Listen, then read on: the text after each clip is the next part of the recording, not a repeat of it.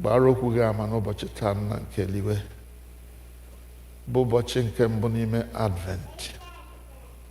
Nọnyere anyị n'ofe nke anyị na-arịọ gị site na Jizọs Kraịst bụ onye nwe anyị. Abụ nọmba 56. Abụ 56.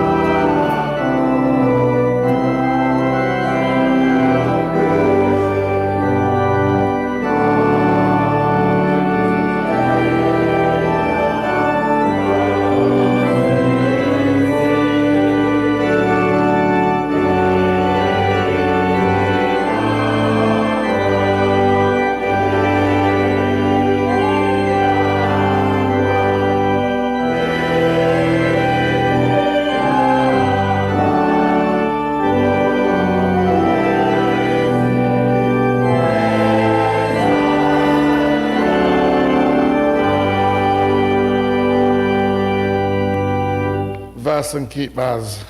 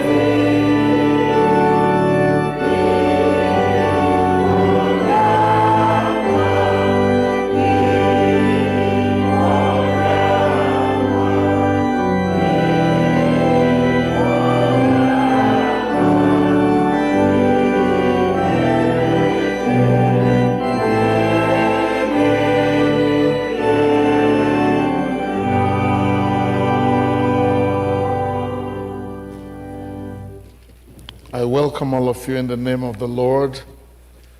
Today is the first Sunday in the season of Advent, and we light the first of the 4 Advent candles.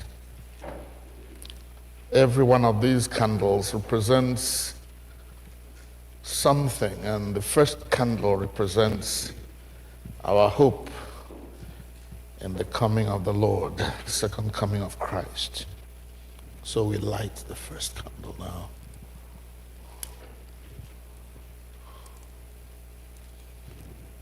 Let us pray.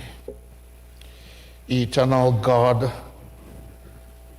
as we wait for the coming of our Savior, give us the courage to hope.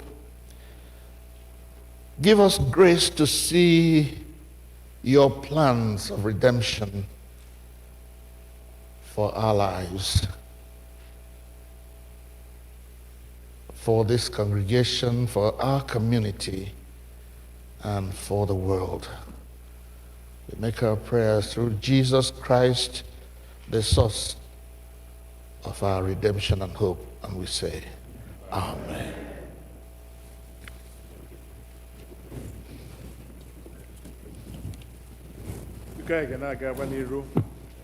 N'ime ofe nrọ anyị nke ụtụtụ a, biko ile anya na ekpere na abụ nke Nigeria, biko walite. Let us go to page number 1. Ekpere na abụ biko ka ebilie n'ọtọ. Let us stand, please. Let us turn to page number 1. Ebe edere ekpere ụtụtụ.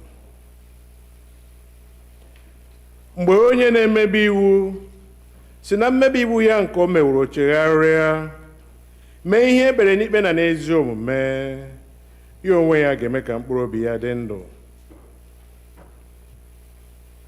N'ihi na mụ onwe m maara njehie niile, mmehie m dịkwa n'iru m mgbe niile. Onye nwe anyị Chineke anyị ka obere ebere niile na mgbaghara niile dịrị. N'ihi na enupụwo isi n'okpuru ya, anyị egeghịkwa olu Jehova bụ Chineke anyị ntị, ijegharị n'iwu ya niile nke o tinyere n'iru anyị. Ọ bụrụ na anyị asị na anyị enweghị mmehie, anyị na-eduhie onwe anyị, eziokwu ahụ adịghịkwa n'ime anyị. Ọ bụrụ na anyị ekwupụta mmehie anyị, ọ bụ onye kwesịrị ntụkwasị obi, bụrụkwa onye ezi omume, ka o wee gbaghara anyị mmehie anyị ma sachapụkwa anyị na ajọ omume anyị niile.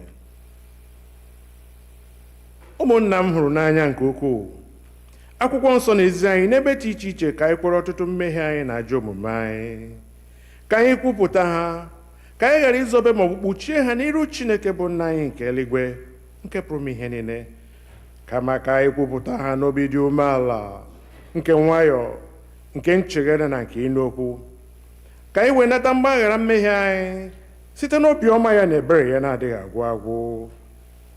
Ọ bụ ezie na o kwesịrị ka anyị na-ekpere mmehie anyị n'iru Chineke n'obi dị umeala mgbe niile, ma o kwesịrị ka anyị na-eme karịa otu ahụ mgbe anyị nọkọrọ zukọkwa n'otu, ka anyị kelee ya ekele n'ihi oke ihe ọma niile nke anyị natara n'aka ya, ka anyị gosi otuto nke kwesịrị ya n'ezie n'iru ọra mmadụ, ka anyị nụrụ okwu ya nke kasị dị nsọ, ka anyị rịọ ihe niile nke kwesịrị anyị na-akpa anyị ma na arụ ma na mkpụrụ obi nke anyị. Ọ bụ n'ihi nke a ka m na-ekpere unu ka nọ n'ebe a, ka ndị nọ n'ụlọ, unu soro m n'obi ọcha, n'obi dị umeala, igbu ikpere n'ala, wee jee n'oche eze amara nke eluigwe.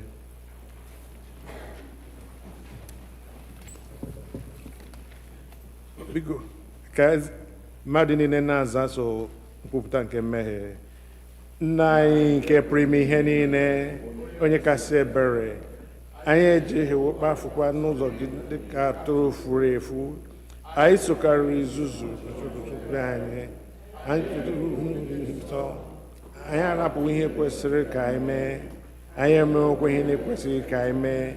Ezi ndụ adịghị n'ime anyị, ma gị onye nwe anyị mere anyị ebere, anyị ndị ọjọọ ndị dị ime ebere. Chineke rapụ ndị kwupụtara ihe ọjọọ ha mere, weghachi ndị na-echegharị uche ha, dịka nkwa nke ikpere mmadụ niile n'ime Kraịst Jizọs bụ onye nwe anyị. Kwee Nna nke kasị ebere n'ihi ya, ka anyị wee si ugbu a dịba ndị Chineke na nke ezi omume na ndụ anyị udo, ka ka otuto wedịrị aha nsọ gị. Amen. Chineke nke pụrụ ime ihe niile, nna nke onye nwe anyị Jizọs Kraịst, onye na-achọghị ọnwụ nke onye mmehie, kama ka o si n'ajọ ome ya pụta ka o wee dị ndụ, onye were ike na iwunye ndị ozi ya ka ha kwuwa gụkwara ndị ya ntọpụ na mgbaghara mmehie nke ha ebe ha chegharịrị. Ọ ga-agbaghara tọpụkwa ndị niile chegharịrị n'ezie, ndị na-ejighị aghụghọ kwere ozi ọma ya dị nsọ. N'ihi nke a ka anyị rịọ ya ka onye anyị ezi nchegharị na mmụọ nsọ ya, ka ihe niile nke anyị na-eme ugbu a tọọ ya ụtọ, ka ndụ anyị fọdụrụ wee si ugbu a na-adị ọcha na nsọ. N'ikpeazụ ka anyị wee bịa n'ọṅụ ebighị ebi nke ya site na Jizọs Kraịst bụ onye nwe anyị. Nna anyị nke bi n'eluigwe, ka aha gị dị nsọ, ka alaeze gị bịa, ka emee ihe ị na-achọ dịka esi eme ya n'eluigwe, ka emekwa ya otu ahụ n'ụwa. Nye anyị nri taa nke ga-ezuru anyị ụbọchị taa. Gbaghara anyị ihe ọjọọ niile anyị mere, etu anyị onwe anyị si gbaghara ndị mere anyị ihe ọjọọ. Edubala anyị n'ime ụwa, dọpụta anyị n'aka ajọ ihe, n'ihi na alaeze bụ nke gị, na ike na otuto mgbe niile mgbe niile. Amen. Onye nwe anyị meghee egbugbere ọnụ anyị, ọnụ anyị. Chineke zọpụta anyị ọsọ ọsọ. Biko bilienụ. Otuto dịrị Nna na Ọkpara na Mmụọ Nsọ, otu ọ dị na mbụ, ọ dị ugbu a, ọ ga-adị n'otu ahụ. Tobe na onye nwe anyị. Abụ ọma nke dịrị ụbọchị taa, Abụ ọma 122, Psalm 122, under the program on page number 3.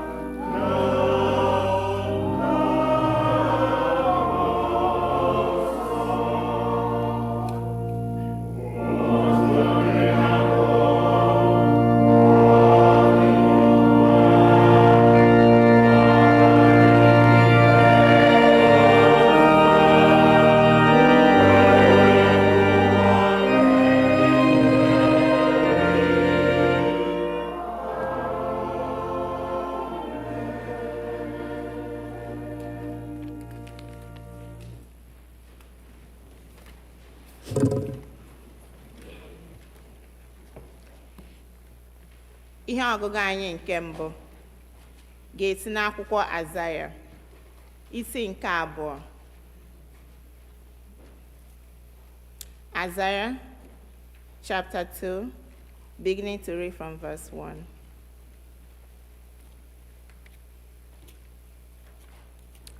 Okwu nke Azaya nwa Amos hụrụ banyere Juda na Jerusalem.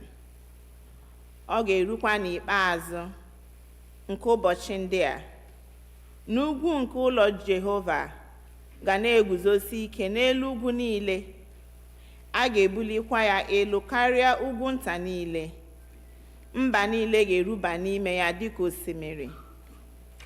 Ọtụtụ ndị dị iche iche ga-ejekwa, sị, bịanụ ka anyị rigoro ugwu Jehova, ruo ụlọ Chineke nke Jekọb. Ọ ga-ezikwa anyị ụzọ ya ụfọdụ. Anyị ga-ejekwa ije n'okpuru ụzọ ya niile. N'ihi na Zayọn ka iwu ga-esi pụta. Okwu Jehova ga-esikwa na Jerusalem pụta. Ọ ga-ekpekwa ikpe n'etiti mba niile, dozikwara ọtụtụ ndị dị iche iche okwu ya. Ha ga-ekpugharịkwa mma agha ha niile ka ha bụrụ mma oge, na ube ya niile ka ha bụrụ mma ịkwa osisi. Mba agaghị ebuli mma agha megide mba. Ha agaghị amụtakwa agha ọzọ. Ụlọ Jekọb, bịanụ ka anyị jegharịa n'ihe Jehova. Nke a bụ okwu Onyenwe anyị.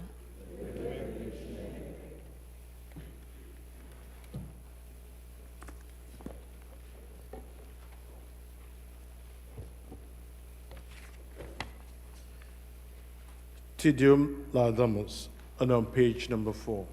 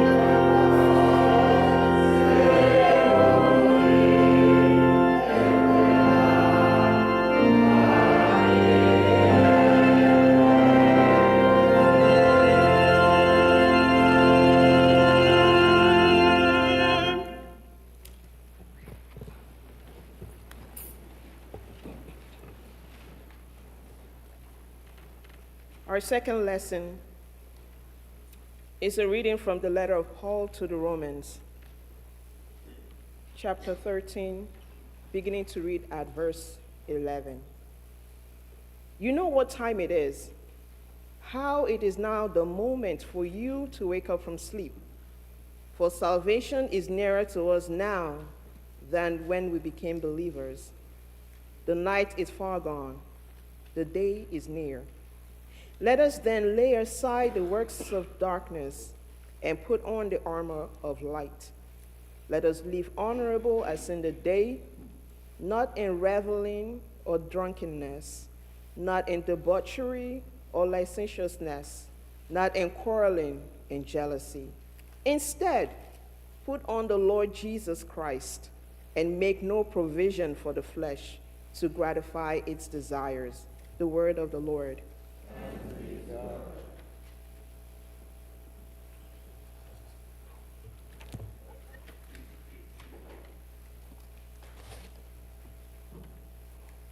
Ugbu a anyị ga-akwado onwe anyị n'okwu Chukwu site n'ịbụ abụ 58 na ekpere na abụ.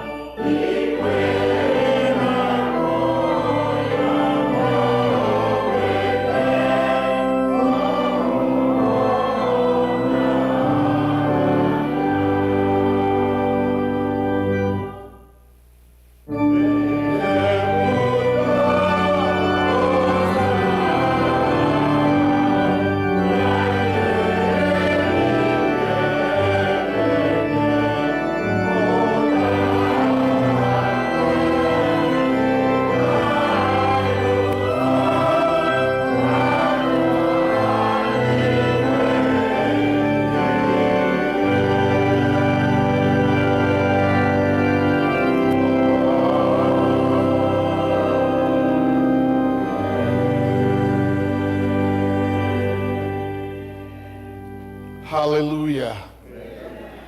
Kelenu Jehovah n'ihi na ọ dị mma. Biko nọdụ n'ala. Thank you. I want to welcome all of us to today's service. I thank you for choosing to be here in spite of the inclement weather. It's been raining. Today we bring to conclusion our end of year revival services that we've been having since yesterday. If you were not here yesterday, you lost quite a lot, but I hope that today God will help you to catch up somehow. I want to thank God for giving me some ministry friends who I can call on when I am in need, and they will come and answer me. I have today two of my very close ministry associates. You know one of them very well. I'm sure you know the second one too, because he's been here quite a number of times. And I'm glad to say one of them is my son-in-law. Yeah. So Venerable Chukwudi, God save us, Ihe-Nmuta. Welcome. God bless you for choosing to come. You know he has his own church, right? But he chose to ask our Ahuyekubi, a robber, or a robber for today, at least for some part of today. So thank you for coming.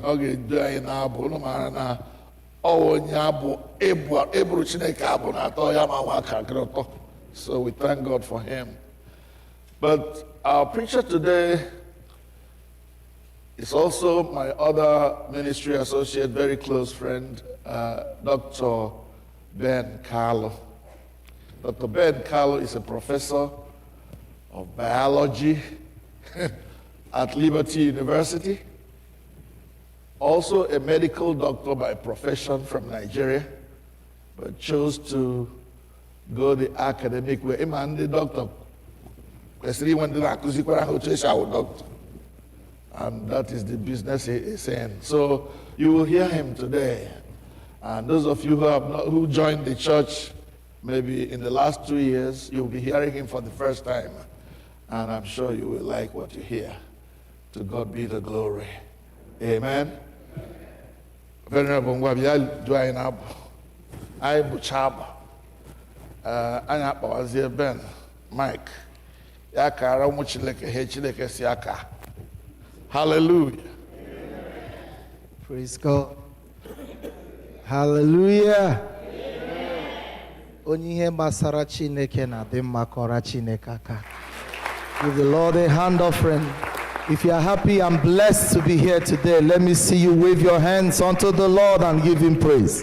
Hallelujah. Yesterday, while I was driving home, I just remembered, All Saints Igbo Anglican Church as a traditional Anglican church. Some of us may be here because this is our origin. This is our heritage. So I remember the hymn that we used to sing back then in Nigeria during church plant. Some of the older Anglicans here may know that hymn. Here the hymn, our grandparents. Some of us take pride that our parents brought Anglican church in our homes.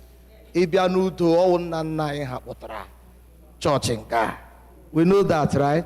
But no, some hymns, Hana Gochamba, the liturgy of the church is dead in the hands of a dead man. And that is why we need this revival. So when you are singing a hymn, it's not just the usual hymn. You are looking at the lyrics and it's making sense to you and it's ministering to you. That is why Anglican church as a church is not just a church with an order. It's a church whose root is in the scriptures. Hallelujah. So mbaha urikana abunda aginu mbana go ndibiebe di anyana bo oku zitihe zitihe zitihe tihe zitihe osioma dingozi konamo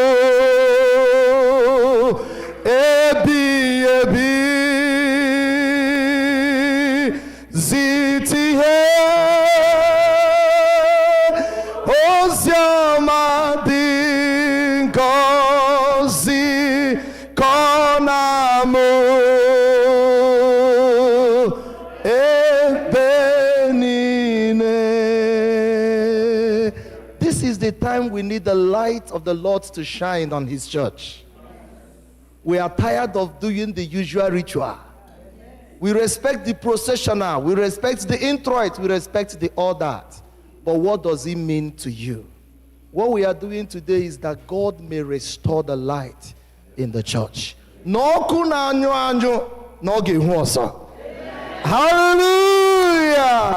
Let's rise on our feet as we bless the name of the Lord. Chineke midima, idima, Chineke idima, Papa. Idi, onyoma nemema idima, Mama, Chineke idima zoma, idima. Oh yeah, wait. Oh yeah, I believe me ta. I better Actually, in the same lama. I better come. Oh yeah, I believe me ta. We want to see somebody jiro biya church neke biata. Are we together? I want you to shake somebody, touch somebody, talk somebody. Are you ready? Are you ready? Are you ready for the Lord?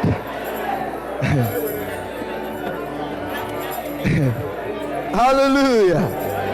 You know, it's cold outside, but it's actually warm here. Are you hearing me, church?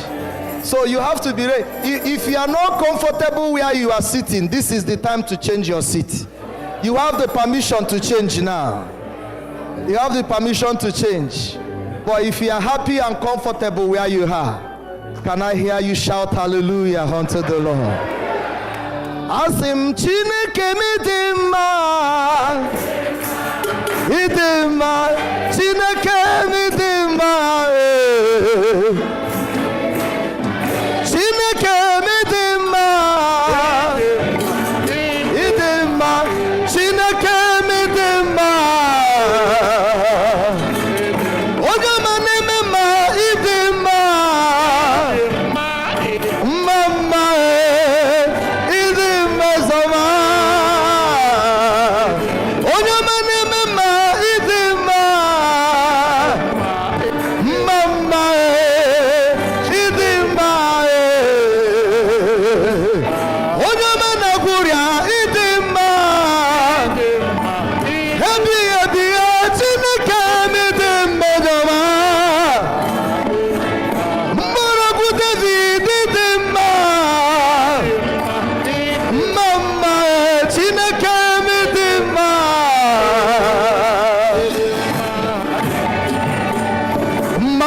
Jesus, Ekele,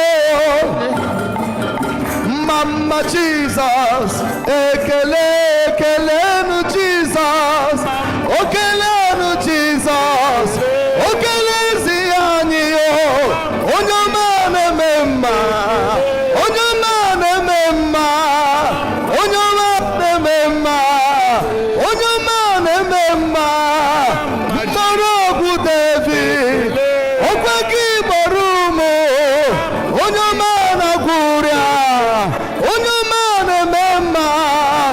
Jesus, I want to hear those hands. Put them together for the Lord. Oh yes, oh yes, oh yes, oh yes. Onyomane memma, Mama Jesus. Onyomane memma, Mama Jesus. Are you sure? Now sing it like you mean it. Oh yes, oh yes. You are worthy, oh Lord. You are worthy, oh Lord. You are worthy, Lord. You are worthy. You are worthy, Lord. You are worthy. We are singing, Lord. You are worthy. Nakuru Chineke konye diri makorayaka. Oh yes. You are worthy, oh Lord. You are worthy, Lord. Chinememma. You are worthy, you are worthy.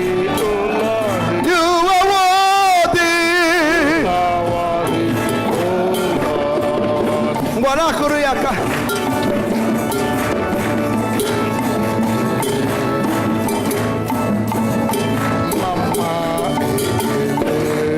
You are worthy, oh Lord. You are worthy, Jesus. You are worthy, oh Lord. You are worthy. We are singing, you are worthy. You are worthy.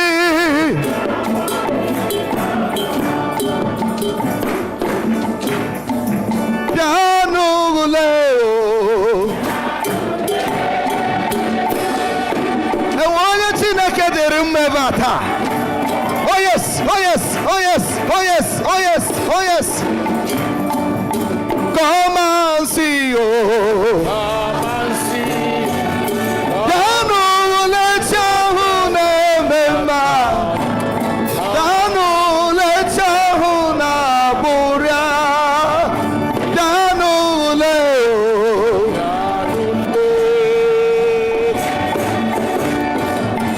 achọrọ ka ị na-akụrụ Chineke aka. Gịnị ka ị chọrọ ka mmadụ họpụta today? Ị maara ihe Chineke ga-emere gị taa. Oh yes.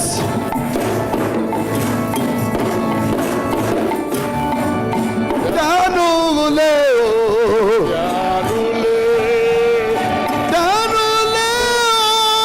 danule, danule chahuna memba. Danule chahuna buria. Danule, danule, danule chahuna memba. Danule chahuna buria. Mama Jesus, ekeleho. Mama Jesus, ekele, okelenu Jesus, okelenu Jesus, okelenu Jesus, okelenu Jesus, okelezi haniyo, okelezi haniyo, okelezi haniyo, okelenu Jesus, okelenu Jesus, okelenu Jesus, okelenu Jesus, Mama Jesus. Who considers himself a winner here today? Are you a winner in the Lord's presence? I want to hear you clap if you are a winner. Oh yes, oh yes, oh yes, oh yes. I am a winner in the Lord. Oh, are you a winner? Oh, are you a winner? Oh, are you a winner? Oh, are you a winner? Oh, are you a winner? Are you a winner? Oh, are you a winner? Are you a winner? Oh, are you a winner? Oh, are you a winner? Oh, are you a winner?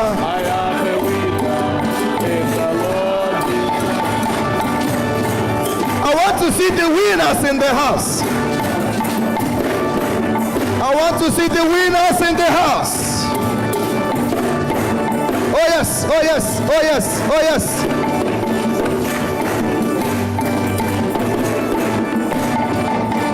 I am a winner in the Lord Jesus.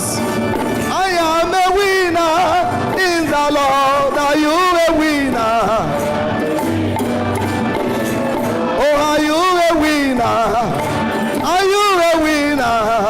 Oh, are you a winner? Are you a winner? Oh, are you a winner? If you're a winner, I want to see you jumping. If you're a winner, jumping. If you are a winner, I want to see you jumping. I will not stop till I see more people jumping. Shake those sickness away. Shake them away. Shake those rheumatism away. The Lord, the giver of all flesh, is here. Oh yes, oh yes, oh yes, oh yes, oh yes, oh yes. You can do it. You can do it. You can do it. Hallelujah. Amen. I am a winner in the Lord. Are you a winner? Oh, are you a winner? Yes. I need 5 more people to join. 5 more people. Yes. 1, 2, 3. Yes. At the back. 4. Yes. 5. Hallelujah. I am a winner in the Lord. Are you a winner? Winner. Oh, are you a winner? I am a winner in the Lord. Hallelujah. Raise those hands unto heaven. Worship the Lord. Give him glory. Give him glory. Give him glory. Give him glory. Call him next. Gini kachina keboroge. Oh, Israel, we call him the winner of every battle at every war. Give him glory. Yes, you are the Lord, Most High. Yes, you are the Lord, Most High. Yes, you are the Lord. Lift those hands and worship him. Most High. Oh, yes, you are the Lord. Oh, Most High. Yes, you are the Lord. Oh, Most High. Oh, yes, you are the Lord. Oh, Most High. Hallelujah.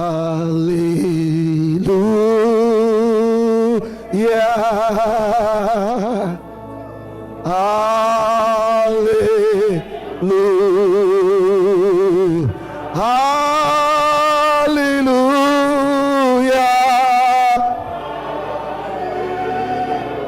Give Jesus praise. Lift those hands. Lift those hands. Hallelujah. Hallelujah.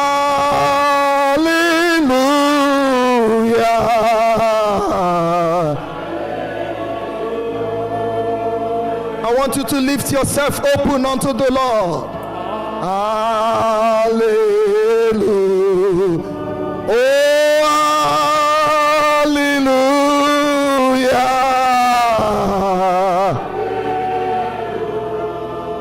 Oh, hallelujah.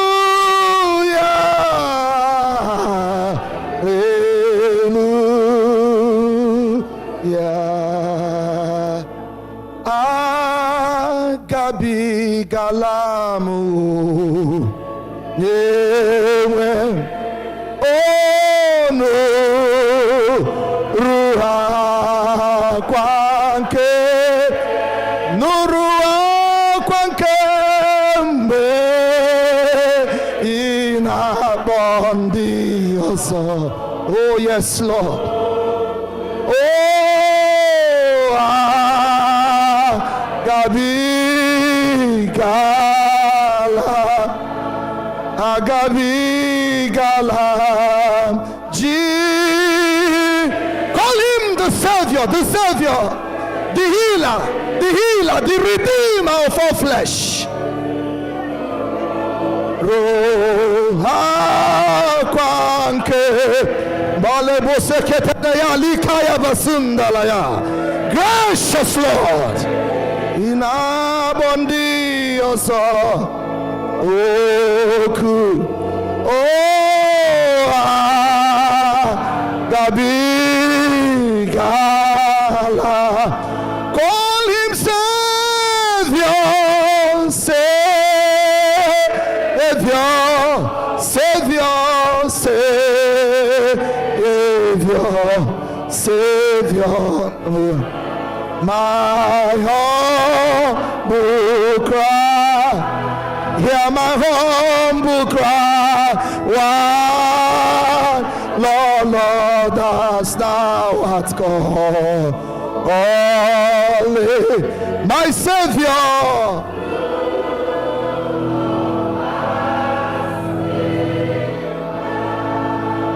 Do not pass me by, say. I want to hear you call him, call him, call him, invite him, invite him, invite him. You cannot meet with the master and remain the same. This is the hour of grace. Hear my cry, hear my humble cry. Why, Lord, hast thou what called, only my Savior, do not pass me by. Just lift those hands unto heaven. Do not pass me by. Do not pass me by. Do not pass me by. Do not pass me by. Oh, this is the hour of grace. You know why you are here. You know why you are here. You know why you are here. For many of us, the Lord is standing at the door knocking. Knocking, knocking. Open that he may come in and dine with you. In Revelation, the Bible says, I know you have little strength. I have lifted before you an open doors, and that door which I have opened, no man can shut it. There is need for revival, brethren. In the book of 1 Samuel chapter 3, the Bible says, in those days the word of God was rare, and there were not too many visions. Hence, the need for revival. Do not pass me by. Do not pass me by. Thank you, Lord Jesus. Thank you, Lord Jesus. I want you to prepare yourself expectant to receive from the Lord, from the Lord. From the Lord this hour. You will not live remaining the same. Oh, you cannot meet with the master and there will not be evidence. I am asking, oh God, that after meeting with you this day, there shall be evidence. Those that knew me before now shall see me, and they will testify after this gathering that of a truth I have been with the Lord. This is not going to be business as usual. Do not pass me by. Thank you, Lord Jesus. Why, Lord, hast thou art called, calling my Savior, do not pass me.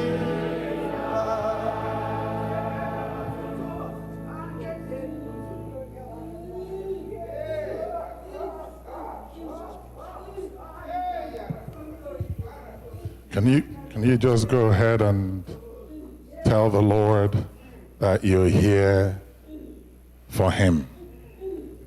Can you tell the Lord how much you need a touch from him? With all your heart, with every sincerity in your heart, can you tell the Lord why you have come this morning?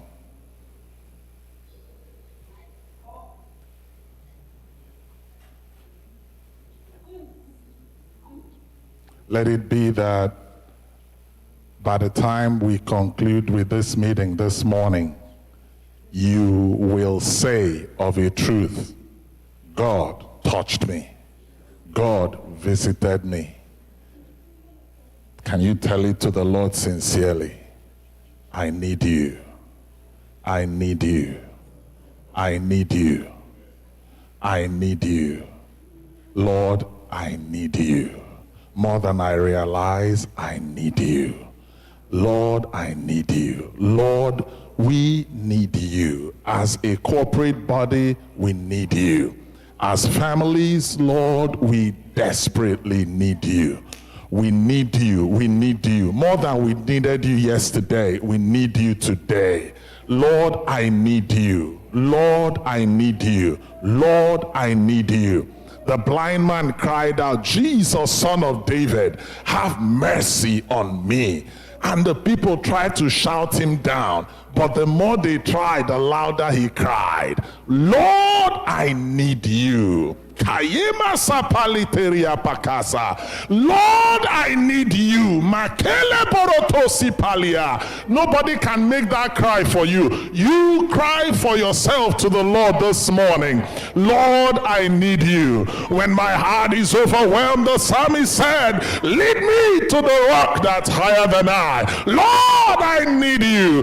Lord, I need you. Lord, I need you. Lord, I need you. I will call upon the Lord, who is worthy to be praised, and so shall I be saved from my enemies. Call upon the Lord today. Call upon him. Say to him, Lord, I need you. Be specific. Don't be vague about it. Be specific and tell him, Lord, I need you. Lord, I need you. Lord, I need you. Lord, I need you. Be specific, be specific. Lord, I need you in my marriage. Lord, I need you in my finances. Lord, I need you in my prayer life. Lord, I need you. Lord, I need you on my job. Lord, I need you on my children. Lord, I need you. There is no help in any other name, because no other name has been given amongst men by which we must be saved except the name of Jesus. So Lord, I come to you this morning because I need you. More than words can say, I need you more. More than yesterday, I need you more. More than words can say, I need you, Lord. I need you, Lord. Tell him you need him. Tell him you need him. Tell him you need him. Tell him you need him. Lord, I need you. Lord, I need you. Lord, I need you. I cannot do without you. I cannot do without you. Lord, I need you. Lord, I need you. Lord, I need you. You are not an option. You are a necessity. Lord, I need you. I need you. I need you. I need you, oh God. Lord, I need you. I don't need religion. Lord, I don't need religion. I don't need to feel good. Lord, I need you. I need the reality of your person. I need the reality of your person. I need the tangibility of your person. Lord, I need you.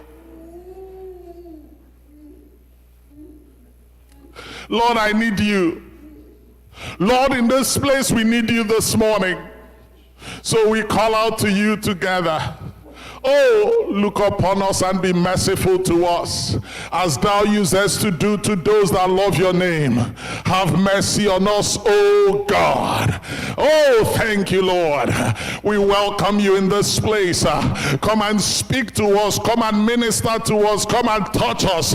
In the place where we need you the most, Lord, we need you more than we realize.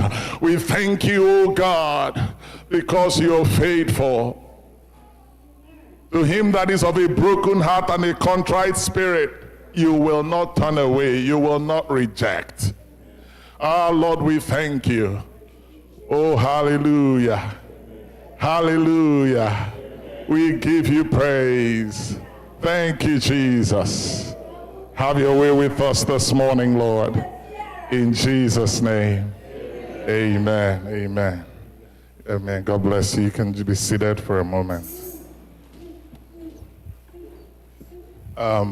Thank you again for having us here today to fellowship with you. It's been a while, but I'm so glad to be back here. So, Venerable, thank you very much for giving me this opportunity, and thank you for your love. Thank you, Mommy, for your love. I appreciate you guys a lot.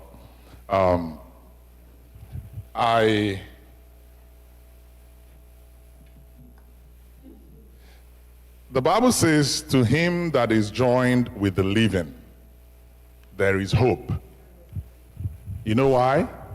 It says, a living dog is way better than a dead lion. A lion is strong, But a dead lion is useless, right? A living dog that is weaker ordinarily than a lion, right, is much better than a dead lion. So to him that is joined with the living, there is what? There is what? Hope. Simply put, if you're still alive, even if you're limping, but you're still alive, the Bible says there is what? Hope. You know what it means? It means that God is not done with you yet. If you're still alive, God is not done with you yet.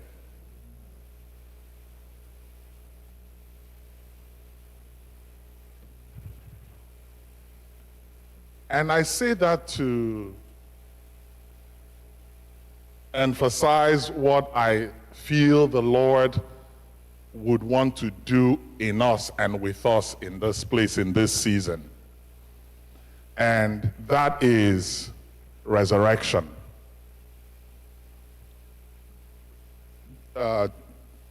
Jesus introduced himself to Mary and Martha when they called him to say, Lazarus, our brother, is dead. And instead of coming immediately, he waited 4 days. And they said to him, your friend, Lazarus, is dead. And he said, we'll go and wake him up. And he waited. And Mary and Martha went ahead and buried him because Jesus didn't come. And so they were like, okay, this is done. We'll go and bury him. And they buried him. After 4 days, Jesus shows up. And Martha met Jesus on the way and cried and said, Master, if you had been here, he would not have died. And Jesus said to Martha, I am the resurrection and the life. Martha said, yes, you're very correct. I know that you raise him up on the last day. Jesus just left and went ahead. Mary met Jesus and repeated the same thing to Jesus. And Jesus said exactly the same thing to Mary. I am the resurrection and the life. He says, did I not tell you that if you will believe, you will see the glory of God? Here's the difference. Jesus introduces himself as the resurrection and the life. Martha went ahead and said, I agree with you, but I know you raise him up on the last day. So basically what Martha was saying was, he's already dead. When he get meli on wala. Yeah, he preaching now is very correct, but I know it's on the last day that you raise him up.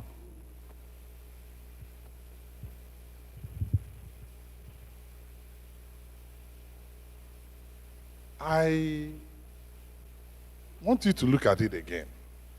Jesus says, I am the resurrection. I am the life. And you are postponing it.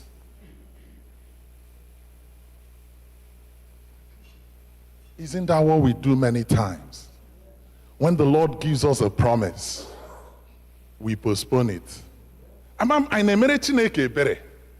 Like, are we pitying his image that we are saying, I'm sure he gave me now, but he gave me in the future? For some of us, what we call faith and confidence in God is unbelief masquerading itself as faith. Yes, I believe, okay, me later, you know, and that later simply means that it may or may not happen. I'm okay with where I am. Martha was okay with the fact that he had been buried. And when Jesus said, where have you laid him? He said, excuse me, sir, he's been dead for 4 days. By now, he's already stinking. Excuse upon excuse. The resurrection and the life is standing right in front of you. And you keep making excuses. You keep making excuses. Jesus said, roll away the stone. And Jesus called forth, Lazarus, come forth. And the Bible says, and he that was what? Dead. Came what?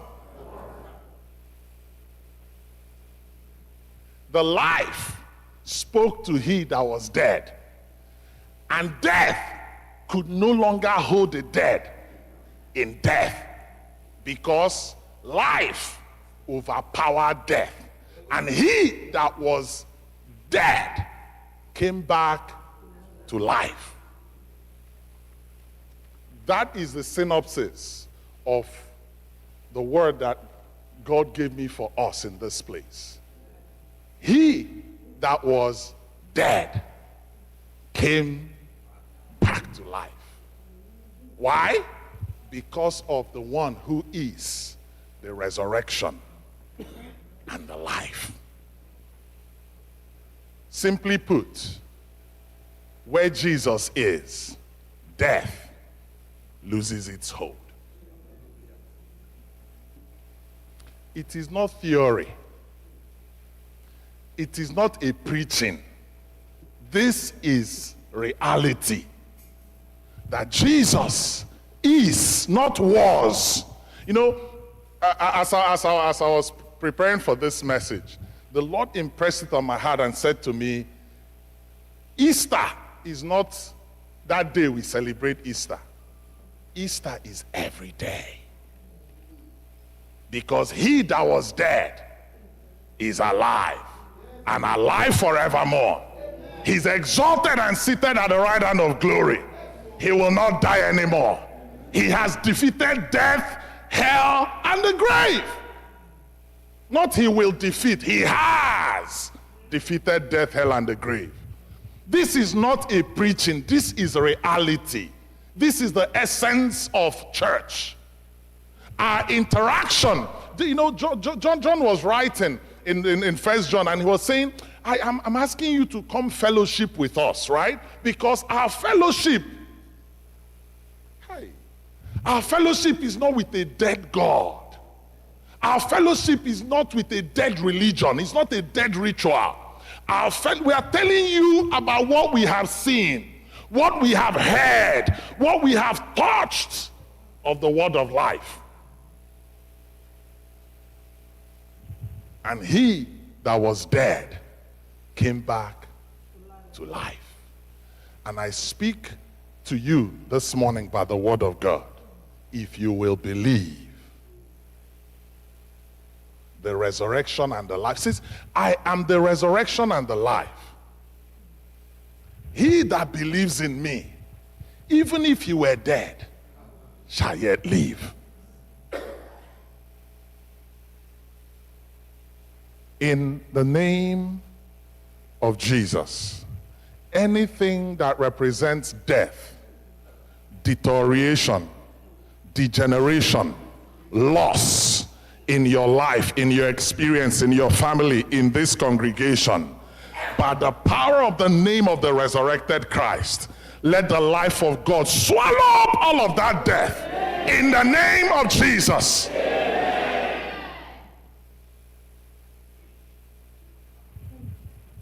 He said he's been dead for 4 days. He's already stinking. It doesn't matter how long it has been dead for. You know what? In Job 14, the Bible says,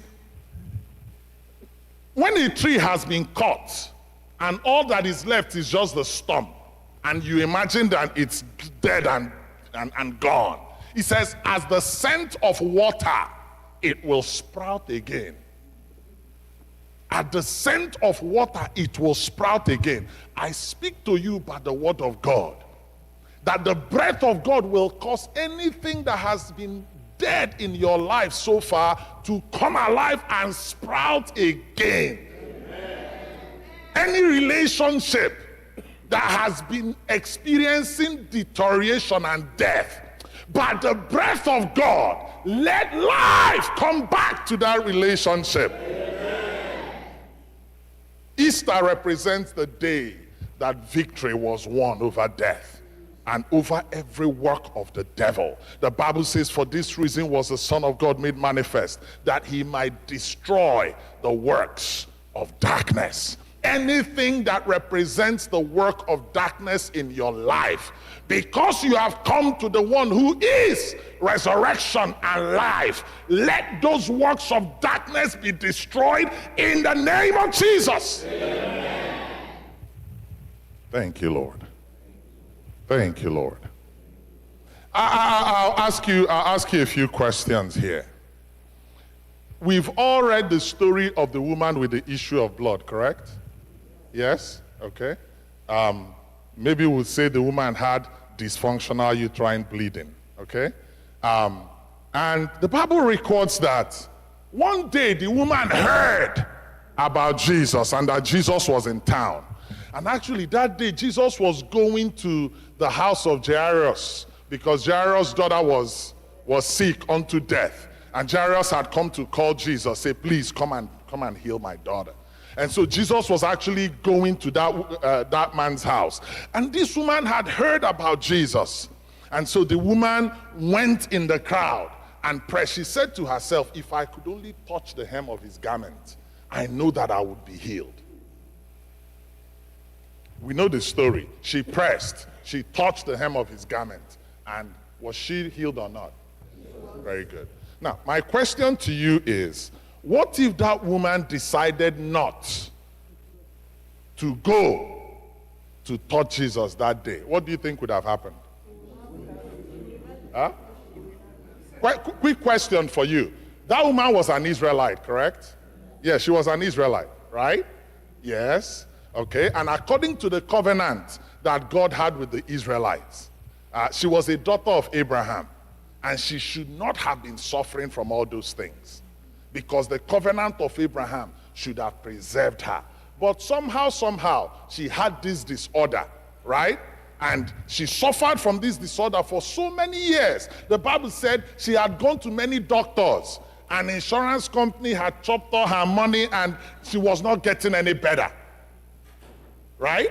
So my question is, this woman was an Israelite, a daughter of Abraham, right? Of the stock of Israel, loved by God. But she had this thing that Satan had afflicted her with, right? And Jesus, who had the power to make her whole, was passing by. If she had decided to remain where she was, and she didn't go after Jesus to touch Jesus, she would have died from anemia. Are we together? Now, assuming she had died from anemia, what would the conclusion be when they do the church service? They will say God gives and God. So my question to you would be, was it God's will for her to have died from anemia? Number one.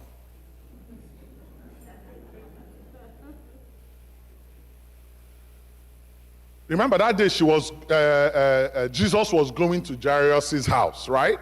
Actually, before Jesus got to the house, maybe because of that interruption, before Jesus got to the house, the Bible says the girl had died. All right? And so my question to you is, assuming Jairus did not come to call Jesus that day, that girl would still have died, right? Good. And if that girl had died, I think would have all also concluded that it was God's will for her to die. Yes or no? Yes. But the Bible records that Jesus still went, even after they said she had died, Jesus still went there and called her back to life and brought her back to life, right? So was it really God's will for her to die or not to die? Yes? Not to die. But assuming Jairus did not take that step to go looking for Jesus, that girl would have died. And we would have buried her. And we would have said to Jairus, take heart. God knows the best. Eh?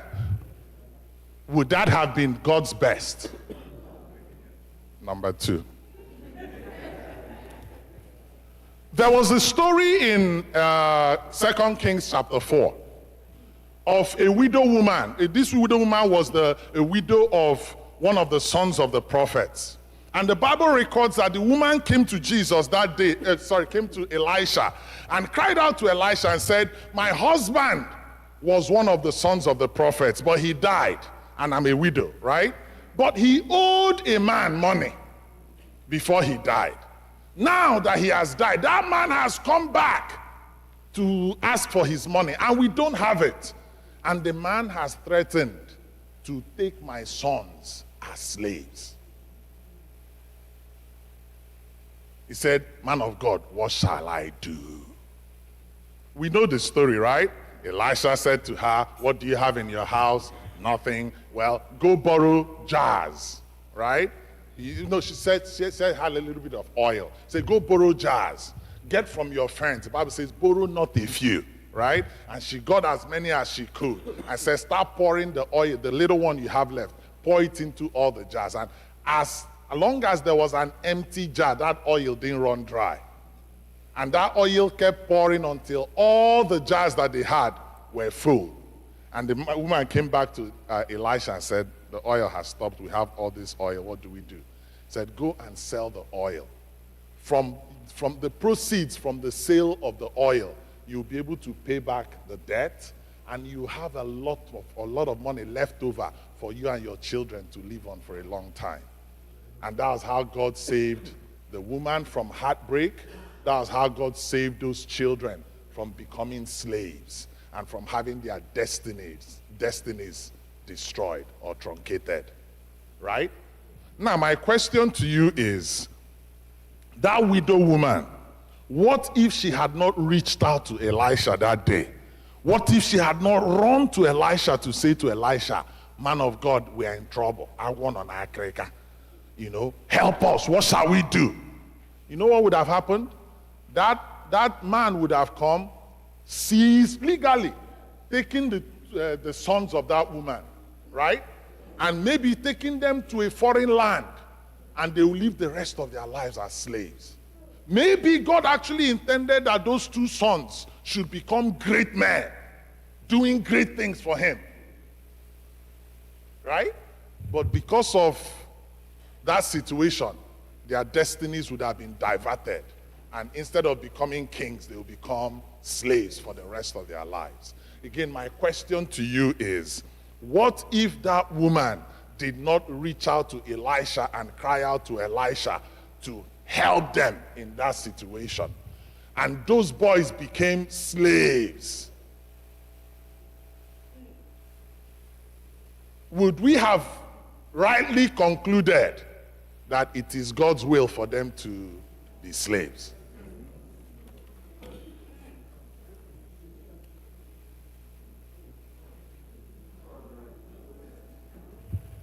Well, everybody would have said, well, it's, you know, sometimes what shall be, shall be. Eh? And we'll leave it like that. Is it not so? Eh? Very good. Number 3.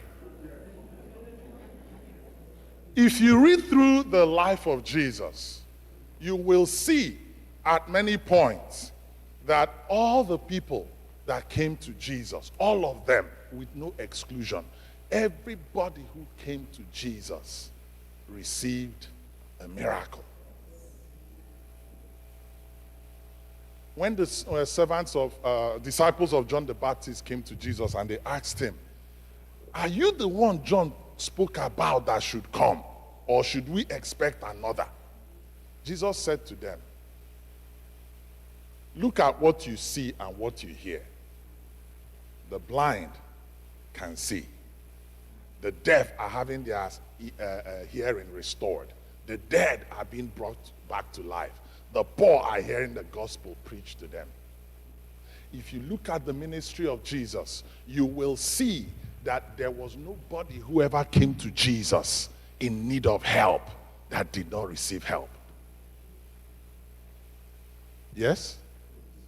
The alternative would have been that if they had not come to Jesus, they would never have received that help. They would have died in the whatever situation they were in. And then we would have concluded it was God's will. Are you guys following what I'm saying? I'm going somewhere. Are there things in your life that maybe you have actually concluded it is God's will, whereas it is actually not God's will?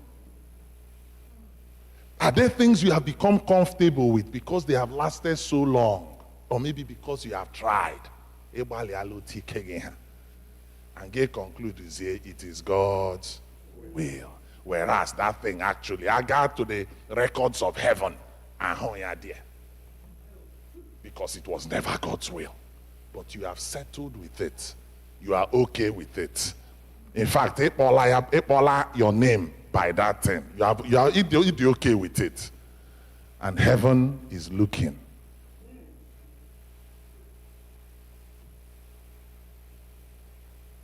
The day Jesus met Peter and Andrew by the wayside, they were fishermen, right? Those guys were skilled fishermen, very skilled fishermen, because that's how they made a living.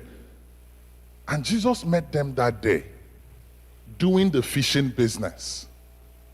And Jesus said to them, "Come and follow me, and I will make you fishers of men."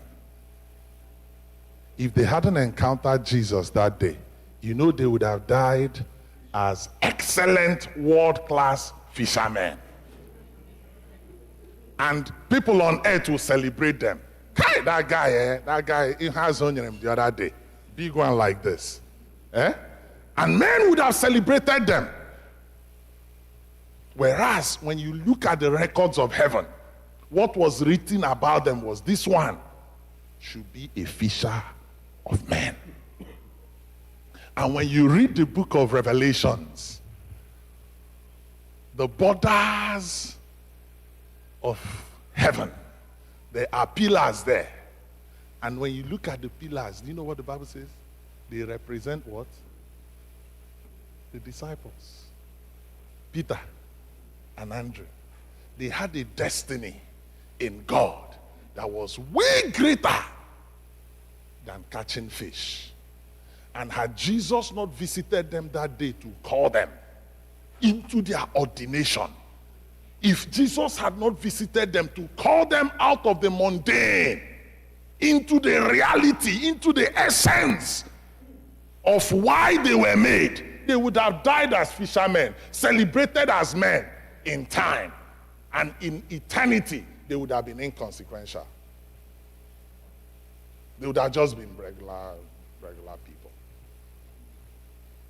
But by virtue of that encounter that they had with God, the ordinary unlearned men went from being fishers of men to being men that God entrusted his oracles, that today we still talk about them. They went from ordinary men to being powerful men used by God, because God called them out of obscurity, out of the thing that they thought was why they were here, into the reality of why God had called them. What am I trying to say? There are so many of us have decided to settle for what God has not called us to be. And we're okay with it. We're okay with it.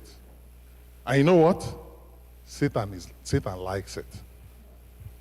Listen, when you begin to engage in things that are outside of your divine purpose, Satan will encourage you. He will give you money to support it. He will help you. He will give you connections to support it. Because he knows that as long as you are engaged in that thing that is outside your ordination, your effectiveness in life, in time and eternity, is zero. He's not troubled by it. He will help you.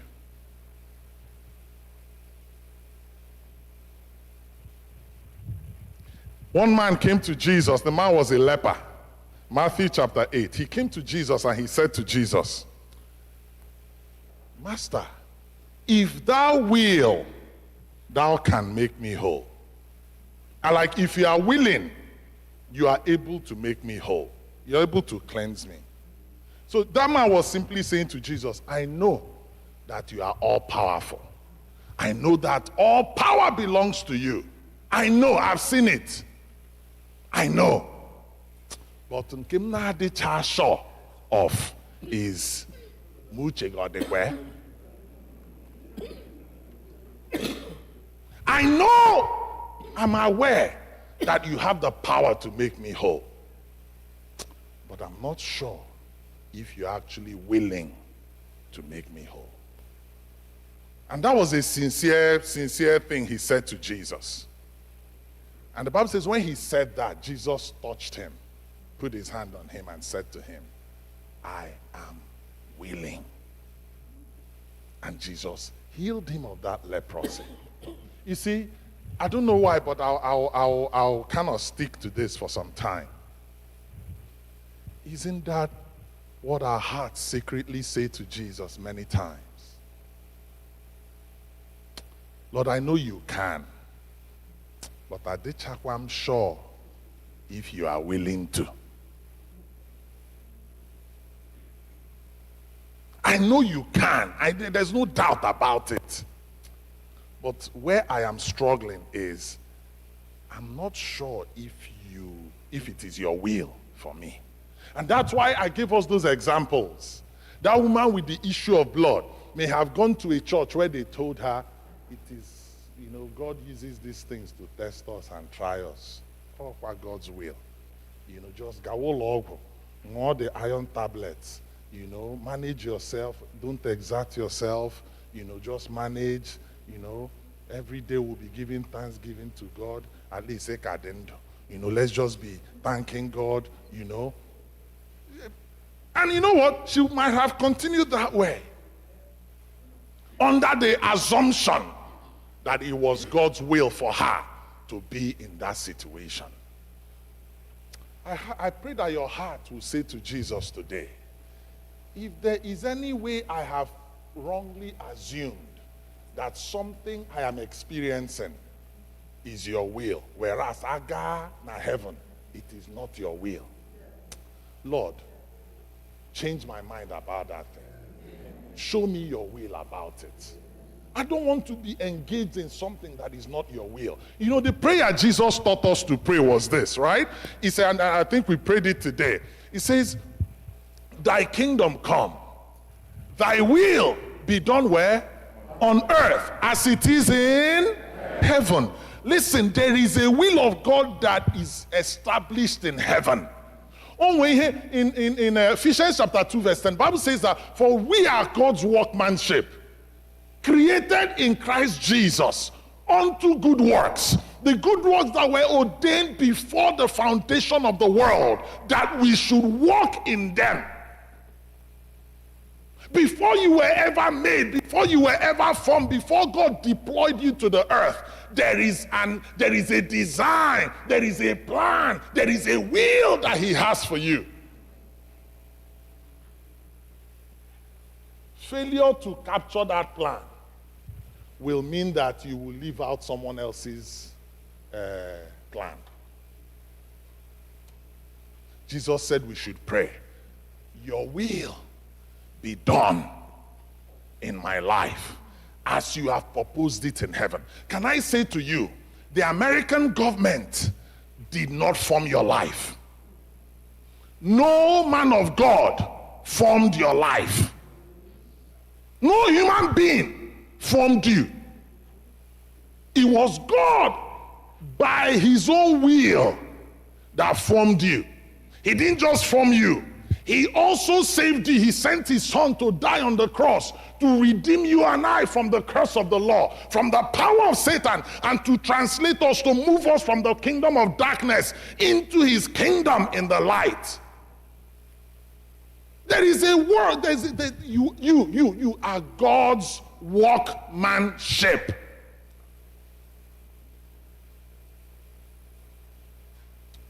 Lord, let your will be done in my life. Halamasakataya. Let everything within me begin to rebel against anything that's not your will in my life. Let everything in me become uncomfortable, become dissatisfied with anything that is not your will in my life. If I have believed a lie, if I have believed anything that's not your will for my life, oh God, today I remove myself from it. Hi, Shala Paratasia. Thank you, Lord. I'm trying to get your heart to be troubled. You see, one of the greatest thieves of the purposes of God for our lives is passivity. You know, James says, show me your faith without works, and I will show you my faith by my works. In other words, the things I say, the things I do, align with what I believe. I don't believe one thing and do another thing. The walk of faith is supposed to be active, not passive. A lot of us are very passive. You notice Satan coming into your marriage and causing problem with you and your spouse. Gay banqueting. You just relax and passive like it's okay.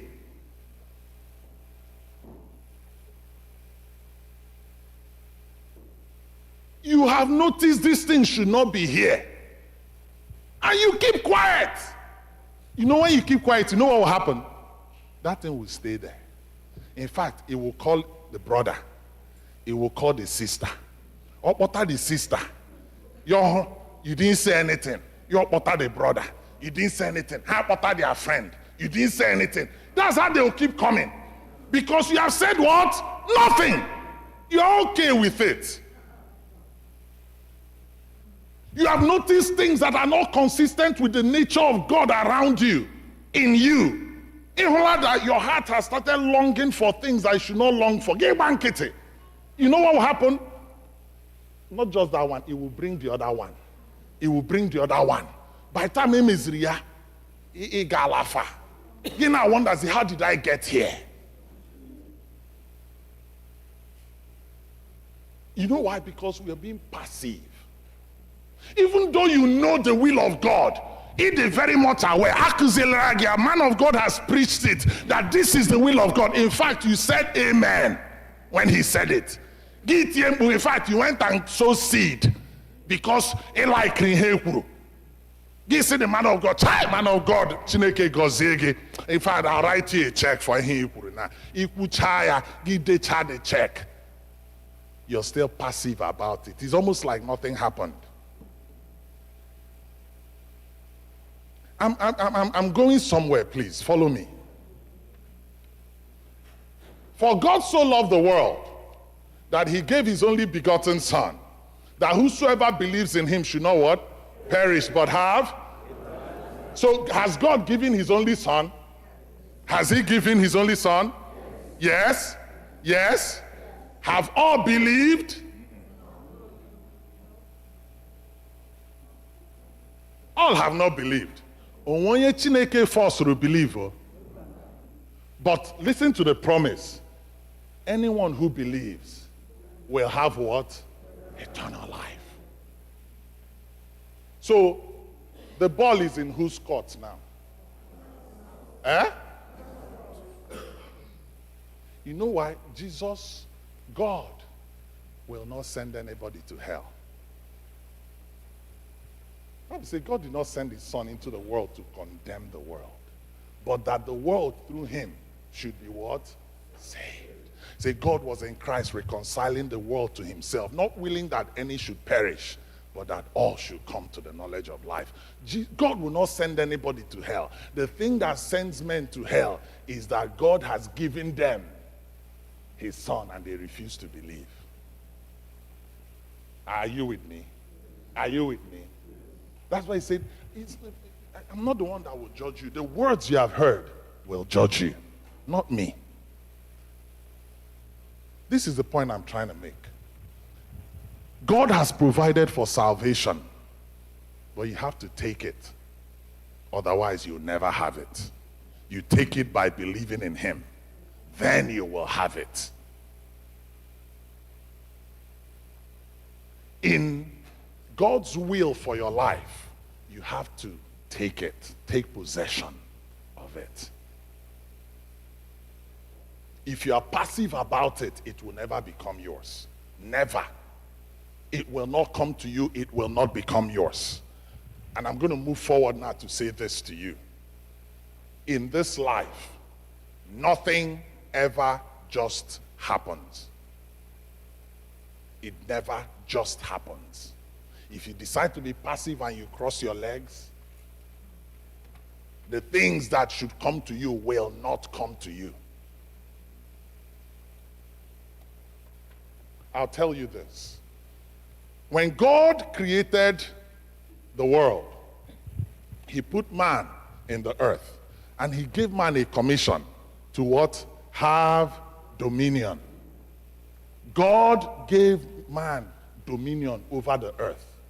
Now, when Adam and Eve sinned, right? When they submitted themselves to the wiles of Satan and they obeyed Satan, they became, that authority God gave them, they handed it over to Satan. The Bible says, to whomsoever you yield yourself to obey, to that person you become what? A servant. So when Adam and Eve yielded themselves to obey the suggestions of Satan, they basically took their authority and they gave it to Satan. And that was how Jesus now calls Satan the prince of the power of the air, the god of this world. God delegated Adam and Eve to rule over the earth. But when they submitted themselves to Satan, they became what? Slaves to Satan. Are you with me? They became slaves to Satan.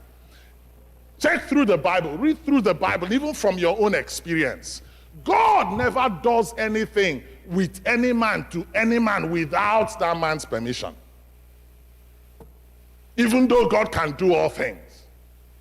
But the law that God has put in place is that as far as this earth is concerned, only human beings have the authority to control this earth.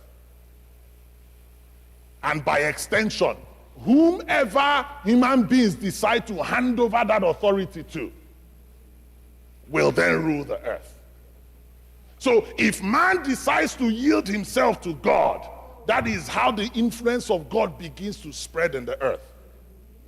But if man decides to yield himself to the influence of demons, that is how demonic activity begins to manifest.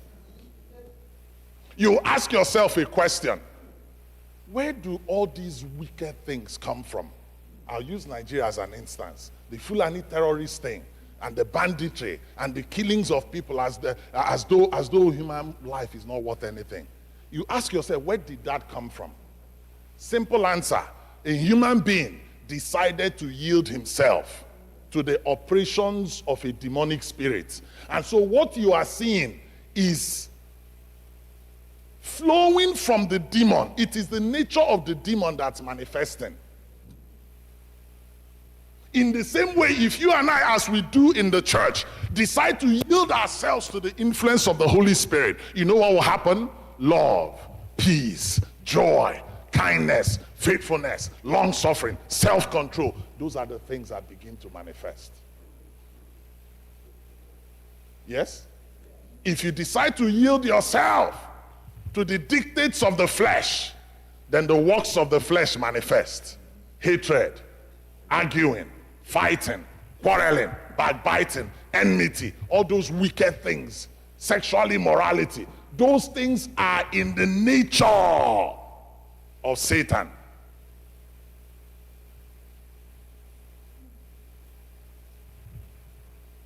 Simply put, I'm going to use our family units as an instance. In your family, whatever you permit is what happens. I'll say it again. Even with your children, whatever you permit is what.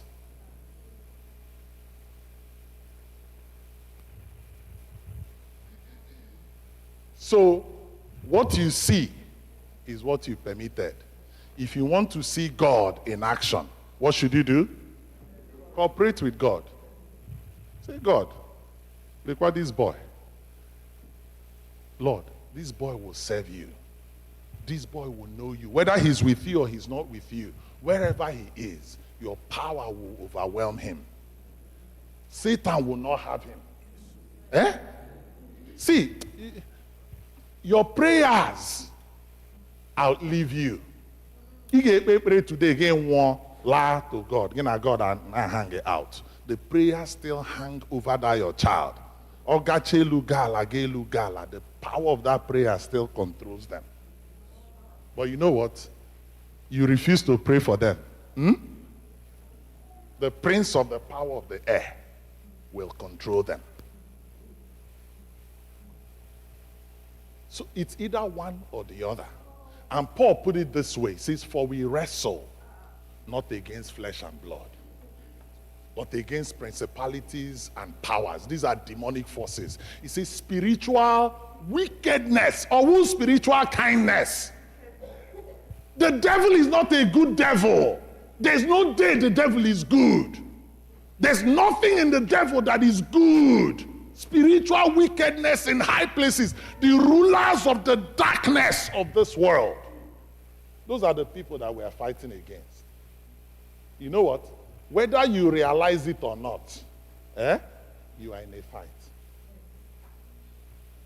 Imagine na Mike Tyson gara ịkọ ọkpọ unu baa the ring. Gị just na-elegharị anya. Whether you are aware or not that you are in a fight, you are in a fight.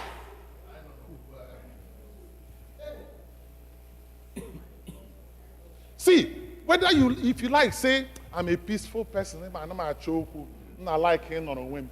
In order to make even self, if you like, go into the bushes of this world, more here, Satan will find you. You are in a fight, whether you realize it or not, is inconsequential. So the sooner you realize it and start acting like it, the better for you. When Satan tempted Jesus in the wilderness, look at what the Bible says. After he tempted him those 3 times and Jesus overcame him, the Bible says, and Satan left him for a while.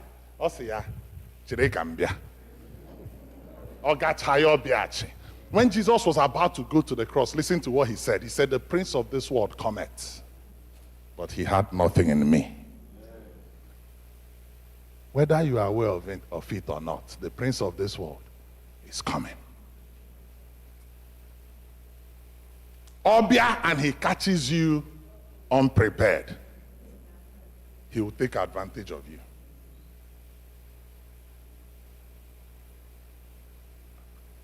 Again, if we go back to what I started saying, there are so many things we conclude that are God's will, whereas they are never God's will.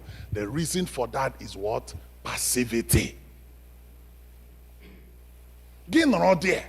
Satan there, after working so hard, give your investment. Satan away the investment. Now Larry, small. Give the busy name argue. Oh, all this man, all that man. Oh, Onya. You are distracted. You don't know what is happening. There is an enemy that you are not cognizant of, and you're busy fighting human beings.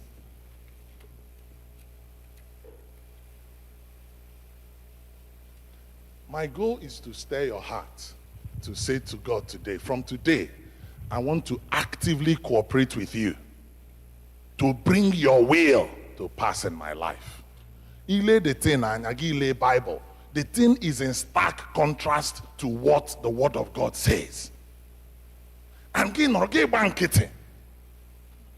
thing will not change.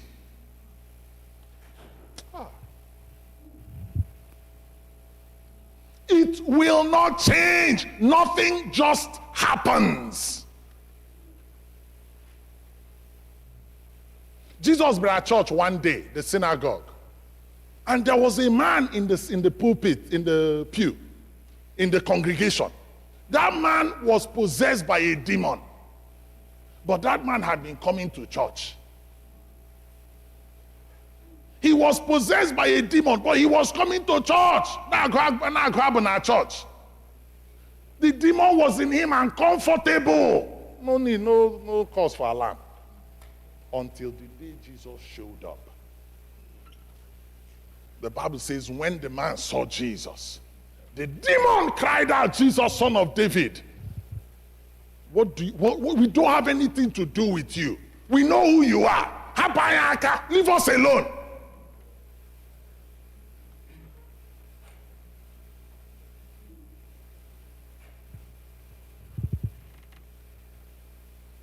Make up your mind not to be passive.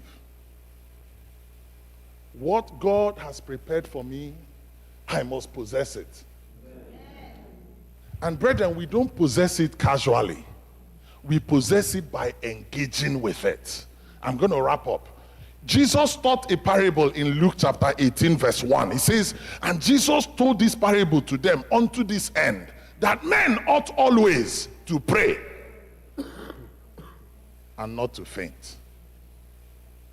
This is Jesus, God, giving human beings prescription for life. What is God's prescription? He says, man should always, not when you feel like, not mojideginolu. Man should always. I hope that sinks into your spirit.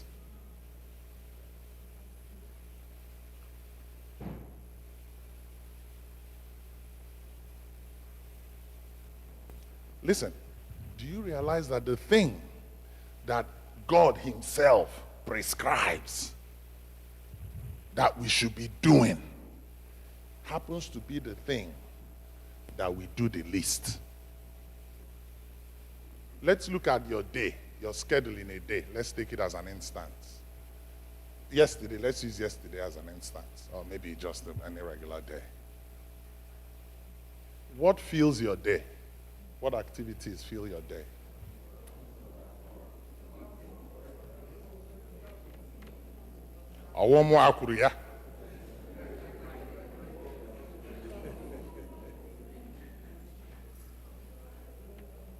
Let's match what you just said.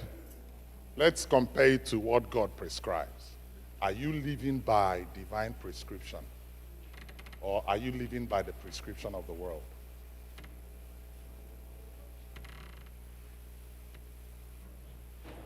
If you live by the prescription of God, you will experience the God of the Bible. If you live by the prescription of the world, you will experience the things of the world.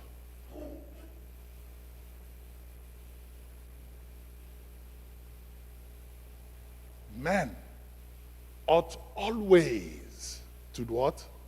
Pray and not to faint.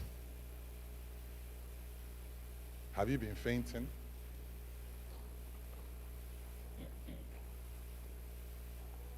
That's why Jesus came today, to revive you. Because except you operate by the prescription of God, you will not experience the blessings that God has for you. You will not fulfill divine destiny. My brother, my sister, let me tell you, it will be a most painful thing when we stand before God and God opens the book and shows us what he planned for us and shows us what our life was.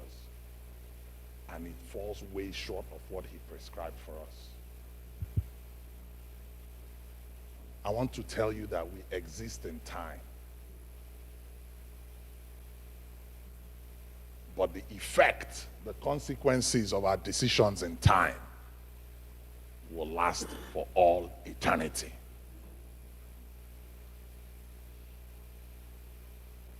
Very soon the Bible says, he that shall come will come.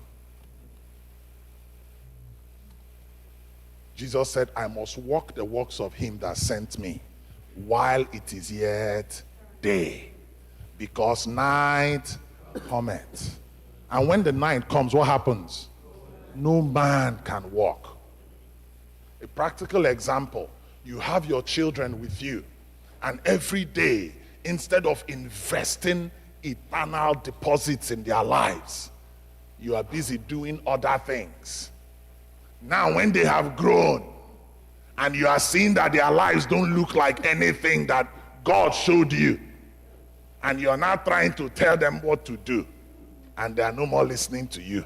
In fact, they don't even call you again like that. Your night has come.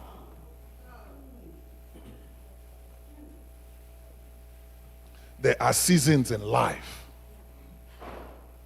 If you don't make the most of the season when it comes, when that season expires, even if you like, cry.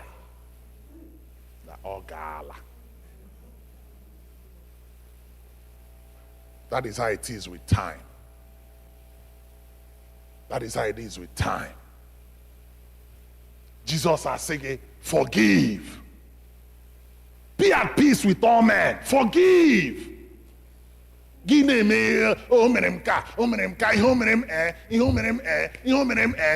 though Jesus is telling you, forgive. Ah, God. Let it not happen to you. That imegidere, oh, or the unfair. We are not arguing that is unfair. Is unfair. We know it's unfair. But even in the unfairness, Jesus says to you, forgive. He says, if you don't forgive, your Father will not what? Could it be now every day, not here again, they say, oh Lord, by the blood of Jesus, forgive me all my sins, forgive me all my sins. And God is saying, no. If forgive, obey. If forgive, man, forgive, okay. But you have chosen not to forgive. Make it that thing, death and meet again. Your eternity is at stake.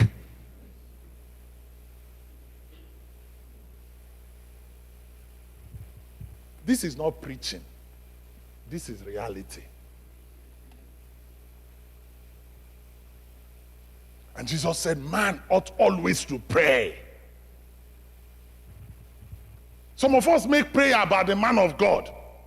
Oh, let me join this prayer line so that these people will pray for me. Can I say something to you? The same access I have to God by the blood of Jesus, you have the same access. None of us has bigger access. The mistake you and I make is that we think access is by our works. Maybe I've done well today, I've behaved well today, so I have a better access. Your righteousness is like filthy rags before God. Our access is by the blood of Jesus. The Bible says God has made all of us that have believed in him kings and priests unto our God. Permit me to say, the nomenclature of a lot of churches will make it look like priests are just the people that lead the church. That is a function in the body of Christ. But all of us have been made a royal priesthood. We all have the same access to God. You know what I'm simply saying? You can pray. Did you hear what I said? You can pray. If you like, speak Igbo, speak Pidgin, speak American English, speak with Nigerian accent. Let your heart connect to God by the blood of Jesus. And do you know what he says? Anyone who comes to him, he will for no reason chase away. A broken heart and a contrite spirit he will not despise. My sister, you can pray. Don't try to copy somebody else. Don't try to make it feel like, oh, unless I have prayed for 10 hours, your room may pray. No! Men ought always to pray. What is prayer? What is prayer? I said something earlier. I said, as far as the earth is concerned, God will not intervene in the earth or in the matters of earth except a man gives him permission. Prayer is how we give God permission to intervene on earth. Are you with me? Are you with me? Prayer is how we give God the permission to say, God, come and intervene on my seat, on my behalf. So if you fail to pray, you know what you're doing? You're telling God, I'm okay. Thank you very much. God, I'm okay. Thank you very much. Every day, you rush off to work. Get lotta. You rush off to work. Get lotta. You rush off to work. You are simply telling God, I'm sufficient in myself. I don't really need you. Men ought always to pray and not to faint. That woman kept coming to the judge. She kept coming to the judge. She kept coming to the judge. Obia the judge, I chase her away. Obia the judge will chase her away. Obia the judge would. She kept coming. Maybe you are like that woman. You have come the first time. You have come the second time. You have come the third time, and it's as if God is not paying any attention to you. You know what Jesus said? Keep coming. Keep on asking, and you shall receive. Keep on knocking, and it will be open to you. Keep on seeking, and you will find. In case in the journey of asking, you have become discouraged, I pray that God will encourage you again this morning.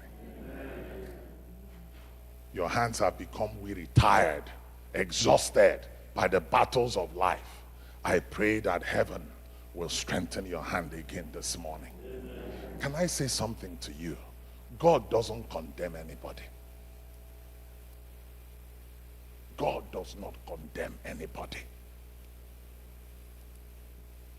With God there is hope. There is only goodness in God. If you have been exhausted, if you have been battered, if you have been bruised, if you have been broken by people, by circumstances of life, I want to announce to you that the Bible says, though I walk through the valley of the shadow of death, I will fear no. Why?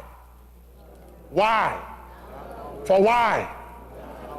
Where is the Lord? Has he ever left you alone for one day? He has promised never to leave you or forsake you. Therefore the psalmist says, I shall boldly say, the Lord is my helper. What can man do to me? The Lord is my helper. What can man do to me? The Lord is my helper. What can man do to me? The Lord is here to help today. Bow your heads together. If anything ever told you that God has left you alone or abandoned you, I want you to tell that thing it is a liar today. Say, because the Lord is my helper. I am not alone. I am not alone. I am not disadvantaged. I am not alone. The Lord is my helper. I want you to say that to God today. Say, Lord, I thank you because you are my helper. Hey, Lord, I thank you today because you are my helper. I am not alone. I am not abandoned. I am not forsaken. The Lord is my helper. Yes, I may have sinned. I may have fallen short of his glory, but he hasn't forsaken me. He will raise me up. He will bring me up. He will wash me. He will raise me up. He will heal me. He will deliver me. The Lord is my helper. Kai. Sayata parakatoji pranada suka bahana kate. Rege bobozika malaborotosika babahasha. The Lord is my helper. The Lord is my helper. The Lord is my helper. Help me, oh God. Can you cry that cry to God this morning? Oh God, help me. Lord, help me. Lord, help me. I will not give up. Lord, help me. Lord, I will not give up. Help me. Lord, I will not give up. Help me. In spite of all the discouragement, Lord, I look to you for help. I will lift up my eyes unto the hills, from whence cometh my help. My help cometh from the Lord. My help, my help, my help, all of my help cometh from the Lord. My help, my help, my help, all of my help cometh from the Lord. I want us to begin our prayer today. In case you have been distracted by the cares of this life, and you know your relationship with God is not consistent with his will for you, you have an opportunity to be helped by God into restoration this morning. You can confess your faults to God, and he is faithful and just to forgive you of all unrighteousness. Can you just take this moment and ask God for mercy? Ask God to restore your relationship with him. Maybe you have become so cold toward God. How it used to. You are just coming to church, but you know your intimacy with God is very deficient. Here is an opportunity for restoration and healing. Here's an opportunity that the help of God will raise you back on your feet and set your heart on fire for him. Can you confess to God this morning and say to him, Lord, have mercy on me. Lord, forgive me my sins. Lord, forgive me my unfaithfulness and restore my fellowship with you. Labasika balabo shipranda ilabu sakitama hase rakapapa diga brugudu sakateya. In case you have fallen by the wayside of life, dreams and visions shattered, you were broken inside. You don't have to stay in the ship that you're in. The porter wants to put you back together again. Oh, the porter wants to put you back together again. You are broken. Stop by the porter's house. You who need mending, stop by the porter's house. Give him the fragments of your broken life. My friend, the porter wants to put you back together again. Oh, the porter wants to put you back together again. Can you just present yourself to God? Everything that's broken in your life, everything that's out of order in your life, you know it. As you heard me talk, God was convicting your heart. There's no formality. Just present it. Our God is a living God. He's a life-giving God. I said to you at the beginning, and he that was dead came back to life. God, the resurrection and the life, is here to bring things back to life that had hitherto been dead. There's no formality about it. Just present it to him. Present it to him and let him breathe on it. Present it to him and let him breathe on you. Let him breathe on you. Let him breathe on you. Let him breathe on you. Oh, breathe on us, breath of God. Breathe on us, breath of God. Mama yese pamama siya kambale supariatisai. Oh yes, ike baro paratasia. You have been fainting. God is here to strengthen you and set you on your feet again. Oh, shapa mama masia barabo shimbrede suka patalia pradakatusha. Riketo breduse prudukupalia de sepalia. Oh, Jesus. Maye zulia banamo seporoboshi paradoski palia. Metunumakagi. Jehovah, metunumakagi, eze ekwekwalaka, kamdiri utwa ozo, metunumakagi, eze ekwekwalaka, kamdiri utwa ozo, metunumakagi, eze ekwekwalaka, kamdiri utwa ozo, metunumakagi, eze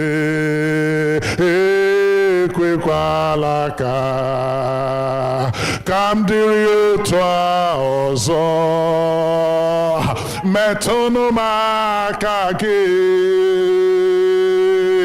eze ekwekwalaka, kamdiri utwa ozo, metunumakagi, eze ekwekwalaka, kamdiri utwa ozo, metunumakagi, eze. John the Baptist said, he that's coming after me, he shall baptize you with the Holy Ghost and with fire. My brother, my sister, you and I cannot do the business of life in our strength. If you try to do it, you will fail again and again. You and I cannot overcome the powers of darkness in our strength. We need the power of the Holy Spirit. And so I want you to make a cry to God today. The Bible says our God is a good God. It says, if you earthly fathers know how to give good gifts to your children, he said, how much more will your heavenly Father give the Holy Spirit to them that ask? Can I say to you that the gift of the Holy Spirit is a promise of the Father to all who believe? The gift of the Holy Spirit is a promise of God the Father to all who believe. Jesus says, when I am taken, I will send you another comforter, another strengthener, another companion to lead you in the journey of life. My brother, my sister, you and I need the baptism of the Holy Spirit. To be baptized is to be soaked, to be drenched in, to be overwhelmed by, to be clothed with. You and I need that clothing with the Holy Spirit and with the fire of God if we must successfully do the business of the kingdom of God. You need the fire of God in your spirit. You need the infilling, the baptism of the Holy Spirit. You need to be anointed. The Bible says about Jesus, he was anointed with the Holy Ghost and with power. Then he went about doing good and healing all that were oppressed of the devil, for God was with him. You need to be clothed with the power of God from on high. So I want you to take this moment and ask God to fill you afresh with his spirit. Ask him to baptize you afresh with his spirit. It is not a thing of works, it is the gift of God. When you are given a gift, what you do is you receive it. So where you are right now, if you don't mind, just lift up your hands. Lift up your hands where you are right now. And if you're sincere in your heart, say to him, Lord, I thank you for the gift of your spirit. And I receive your baptism now. I receive the baptism of the Holy Ghost and fire now. I receive a freshness of the power of God in my life now. I receive the freshness of the power of God in my life now. Go ahead and pray. Go ahead and pray. Open your mouth and pray. Open your mouth and pray. And one of the ways that the Holy Spirit manifests is by speaking in tongues. It is a manifestation of the Spirit. It is a manifestation of the Spirit. I said it's one of the ways. Just go ahead and open yourself to God. It is God's gift to all who believe. It's not for some people. It's for all who believe. And if you will believe today, receive the Holy Ghost. Receive the Holy Ghost. Receive the Holy Ghost.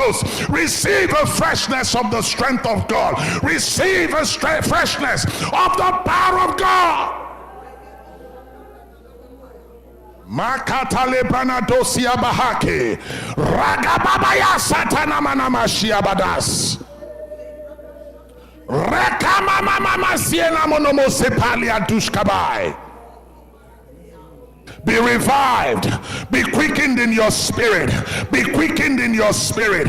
Let your dream life come alive again. Let the visions come alive again. Let the revelations come alive again.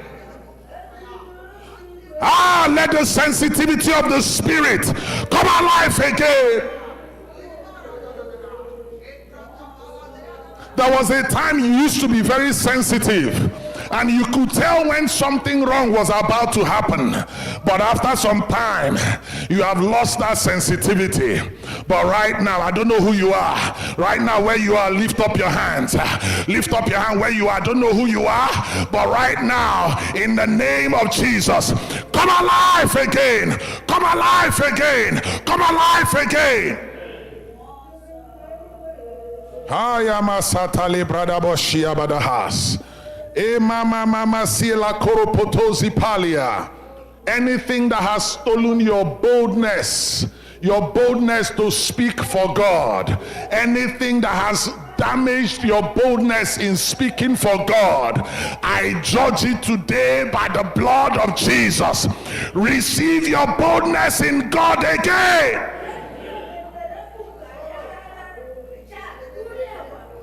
Everything that is accusing you, yes, you made the mistake, you did it, you are guilty, but you have asked for forgiveness, but the guilt has not left you. Where you are, lift up your hand. I judge that condemning spirit. The Bible says, who is he that shall lay anything to the charge of God's elect? It is Christ that died and that justifies. By the justification of the blood of Jesus, I command that spirit of guilt, false guilt, that weight of false guilt be lifted. Loose that one and let them go. Lose that one and let them go. In the name of Jesus. Makatala Prada Satalia Bahashe. Reke Popozika Bahazika Baratas. To that one that has been struggling with unforgiveness. The pain has felt so heavy on your heart, and you have decided not to forgive. Even when you say you are forgiven, you remember the thing again, and you go back and you are in pain. Hi, today help comes. Today help comes. Today help comes to you. Father, in the name of Jesus, let the weight of this hurt, let the weight of this betrayal, let the weight of this disappointment, let it be broken. I set your son, I set your daughter free from the weight of this hurt now in the name of Jesus. Lord, supply them with grace to let go. Supply them with grace to let go. Supply them with grace to let go. In the name of Jesus. All eyes closed. All eyes closed. Put your hands down if your hands are raised up. If you're that person, that God is working on to set free from the pain of the hurt and the betrayal, just slip your hand where you are. There's help here from God today. Slip your hand up where you are. Father, in the name of Jesus, let freedom come. Let the weight be broken. Let the weight be broken. In the name of Jesus. Lord, supply them with love. Hey, overwhelming love for the one that has hurt them. Let that love saturate their hearts and their minds right now. Be healed. Be healed. Be healed. Be healed. Be healed. Be healed. Be healed. As a sign to you, this week, God will overwhelm you with a miracle as a token to show you that He has helped you. Thank you, Holy Spirit. Thank you, Holy Spirit. Rapakatoji prahasatali bahaya. Lord, we thank you today. Jebarada zigade. Lord, the Bible says that the Spirit of God helps our infirmities because we don't know what to pray the way that we should. But the Spirit of God makes intercessions for us with groanings that cannot be uttered according to the will of God. Lord, I pray that upon this congregation, release your spirit of supplication. Release your spirit of supplication. Release a spirit of prayer. Release a fire of prayer. Let an intensity for prayer begin to bubble up from within us, in our families, in our homes. Let the desire for prayer burn like fire. Burn like fire in the name of Jesus. Lord, I pray, give us the grace to reset our priorities. Lord, give us the grace to reset our priorities. Anything that is not consistent with your will in our lives, that has taken a top position in our hearts, Lord, let such a thing be dethroned. Let it be deposed. We bring it down in the name of Jesus. Let your will be done in our lives. Your will and your will alone. Your will and your will alone.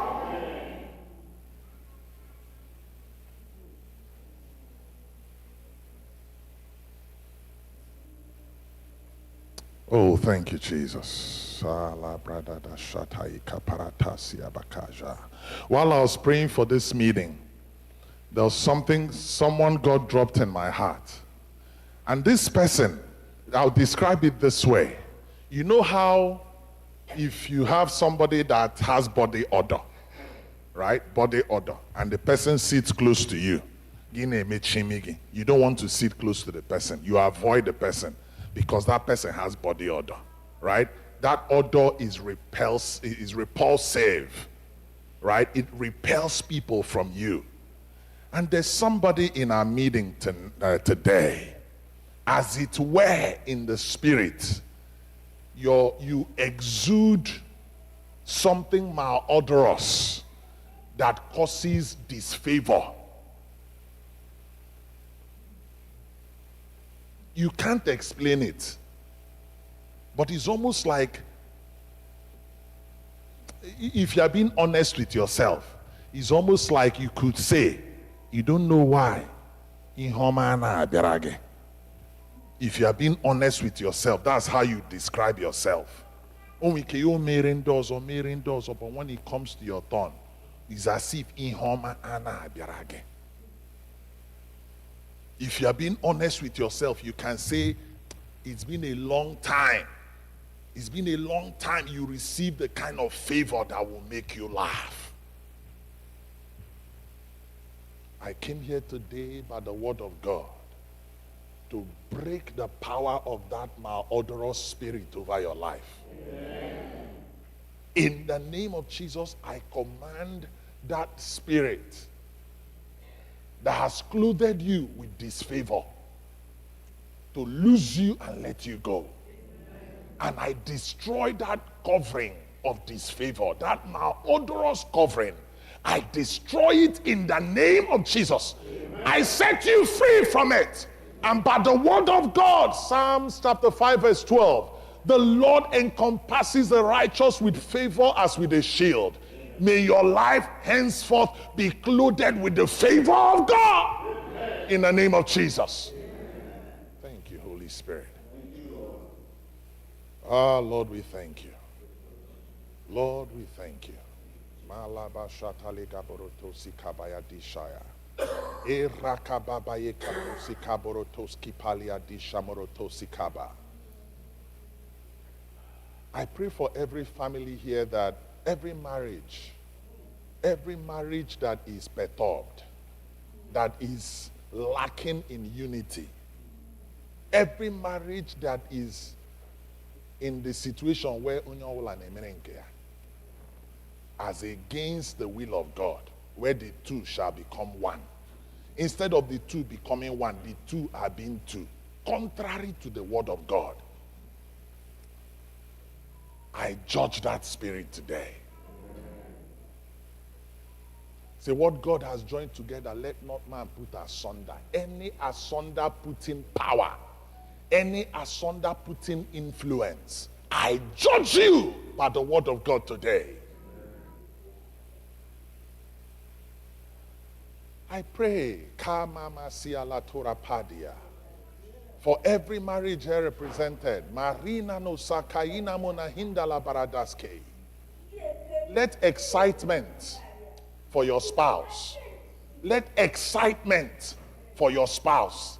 Let excitement for your spouse. Let intimacy be restored. Hi.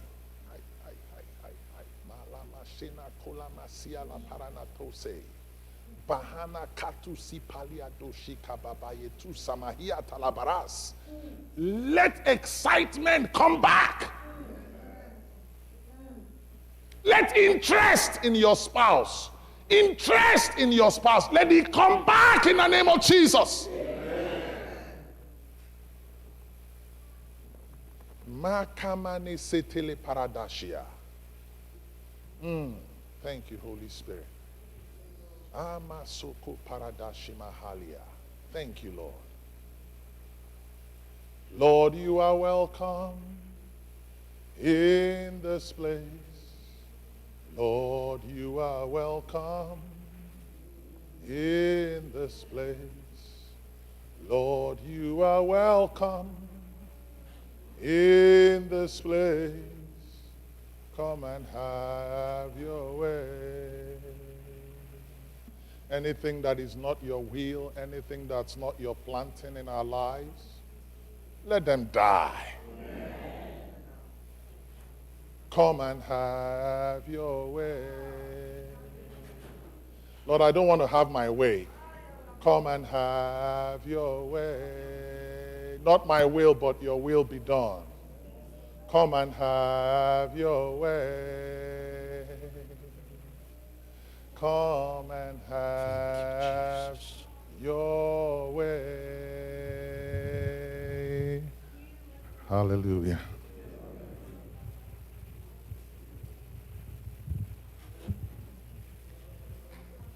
Heal and deliver in this place.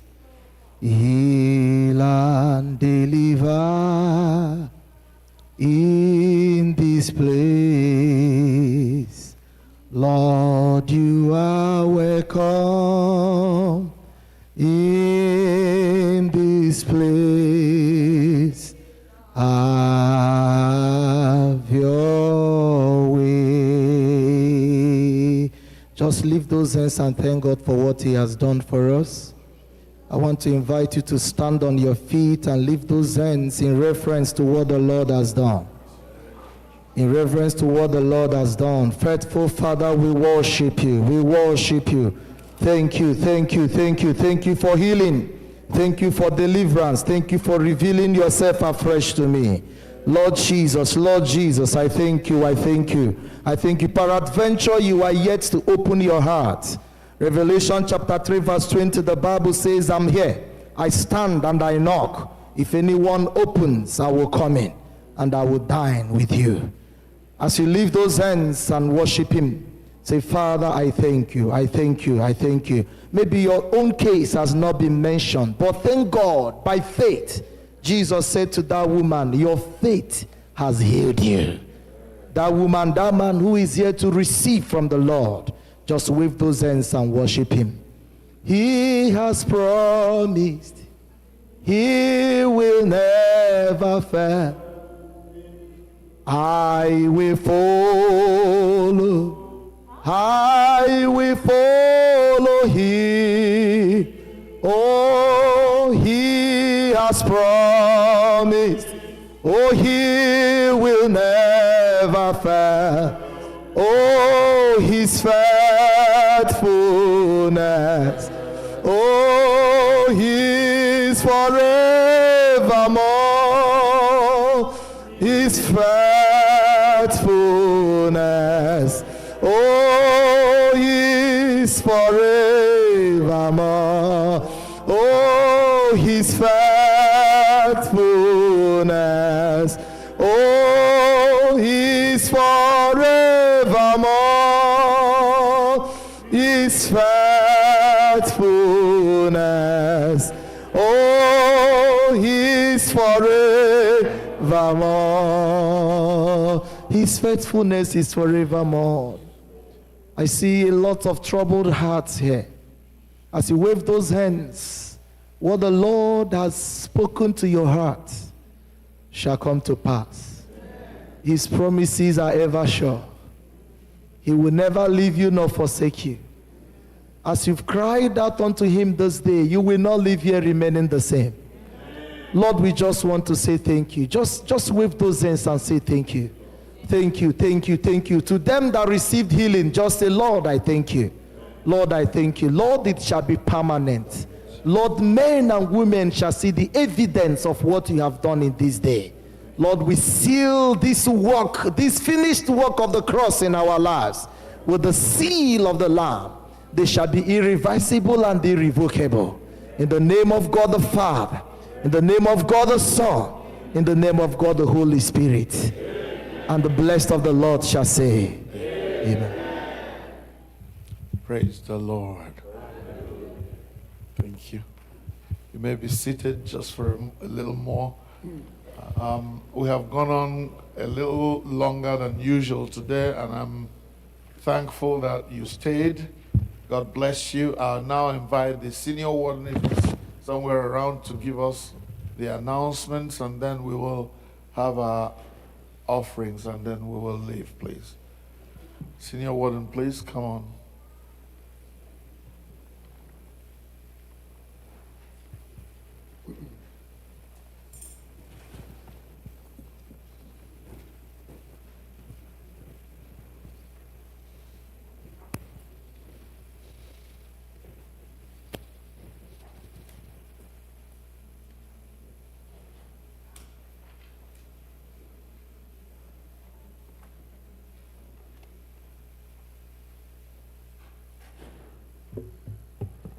Good morning, everyone.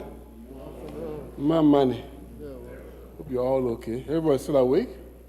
Hope you're awake. You're awake now, right? Very good. Thank you for our visiting speakers today.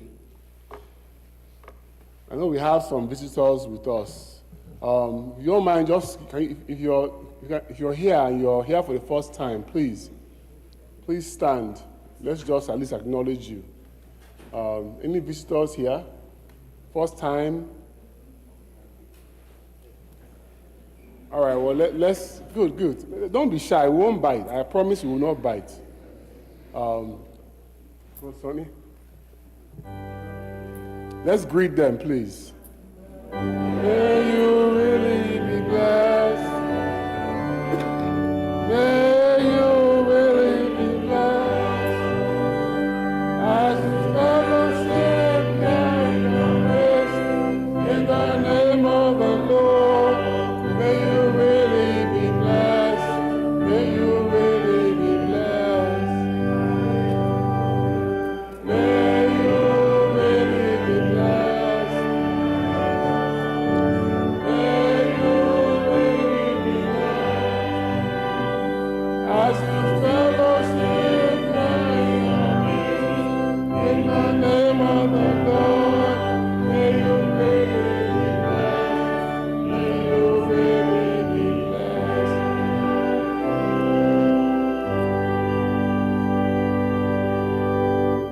Please, since you are brave enough to stand up, just a second, just tell us who you are and how you came to be with us today. Can we give a microphone, please, when I hear them? Just,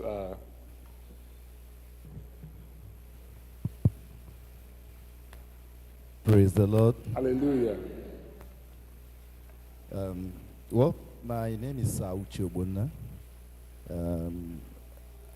This is not really my first time here. I've been here sometime in 2018. Then, before then, we were visiting. But now I think we have come to stay. Oh, wonderful. Yeah. Wonderful, wonderful. And you're in this area now, right? Yes. Okay, yeah, good. somewhere in Laurel. Let me say we've been living here for the past 22 days. We're right. Oh, wow. So, Uncle Emma was the person that brought us here for the first time, and he also invited us today again. And we are glad to be here. This is my wife, Nwe-ayi. She also relocated with me, and then this is my son, Onye. Wonderful, wonderful. We have two other Say that again. I said we have two other kids, but they're in the Yes. service. Understand. Yeah, thank you all for joining us, and I'm glad we made a good impression on you 2018 for you to come back in 2025. I hope we'll be seeing you all the time now. You have our welcome package. Join us, and we're happy to have you. And of course, we are here every Sunday at 10:30. You're very welcome. Thank you all so much. You can sit down. So I welcome all of you, all those who are joining us in person, who are joining us on YouTube as well. Just a few announcements. I did want to, because this is Advent and this is a very busy period, I wanted to acknowledge our altar guild. You see how this altar is well dressed throughout the year. They come out, they are always active, making sure that we are properly dressing that altar, and it's a very busy period for them to be coming into right now. I want to acknowledge them and thank them for all the work they do and what they will be doing throughout this period. A few announcements. To Abraham, when we were in a meeting at our church today, please, if you're a member of Abraham group, please wait in the sanctuary. Very, very important meeting. if you're Abraham group member, I think you are aware of this meeting. Please make sure you stay for the meeting. Nwe-ayi, you have your regular women's general meeting on Saturday. It'll be on Zoom at noon. You have the information. Please make sure you log in for that. And next week, as has been announced, is our Festival of Carols and 9 Lessons. That's going to be a very, very important and beautiful service. The choir has been working hard, so make sure you invite your friends. It's a special thing we do here at All Saints next Sunday at the regular time, so please make sure you're there for that very important service. You don't want to miss that. All praise be to God.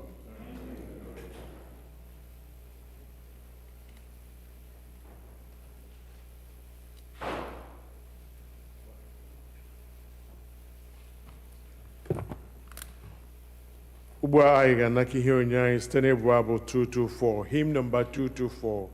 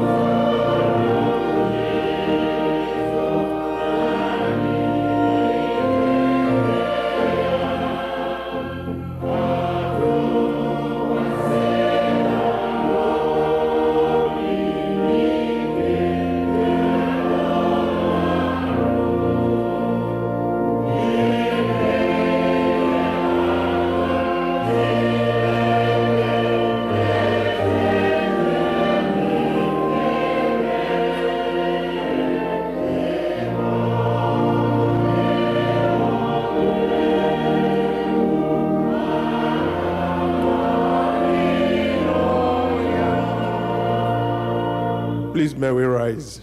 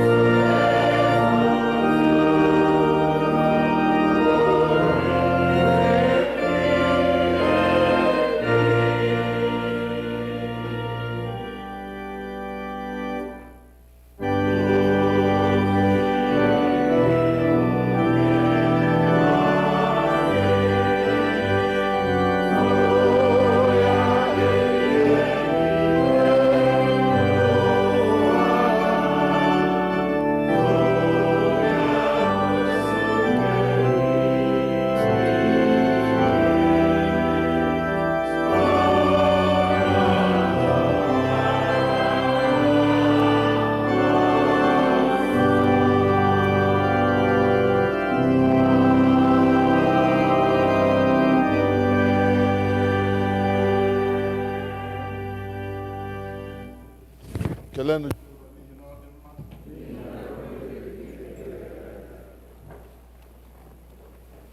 Once again, I thank you for staying. I know our time is up, but I must do this before we go. Before we come again on Sunday, there will be people who will be going home to Nigeria or traveling out of state. If you're one of those, please come and let's pray for you before you go. Those who will be traveling before,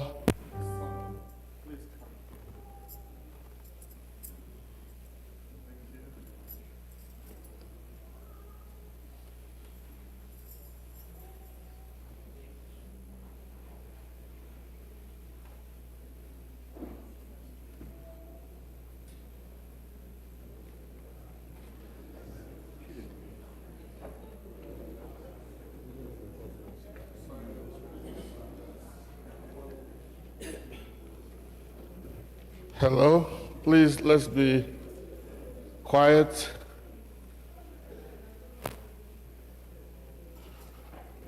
I knew that there will be many traveling before we meet again next Sunday, and this will be happening until as we get closer to Christmas. Let us pray. We give you thanks, O Father, for all that you have done in our lives. Thank you for taking control of the things that would have liked to control us. But because you are with us, no evil that is formed against us will prosper. So, Lord, I commit these, your children, to you as they prepare to travel during this week. Lord, I cover them with the blood of Jesus. I pray, mighty God, that each one will have a safe travel. From their homes, driving to the airport or to whatever part of this country they have to take flight from. Then, from there to wherever they land, we cover them with the power of God. We ask, oh God, that they will travel safely, stay safely, especially those who are going to Nigeria, conduct our business safely, and when it is time to come back, return safely to your glory and praise in the name of Jesus. Amen. Grant, oh God, that their going will be a blessing to family members and relations they are going to meet. Let the joy of the Lord continue to be our strength. Through Jesus Christ our Lord. Amen. Beloved, unto God's gracious care, protection, and keeping, I commit all of you. The Lord bless you. Bless you, bless you, bless you. The Lord lift the light of his countenance upon you, be gracious to you. The Lord make each one of you the object of his favor. The blessing of God Almighty, the Father, the Son, and the Holy Spirit be with you, one and all, now and forever. Amen. Safe trip. God bless you.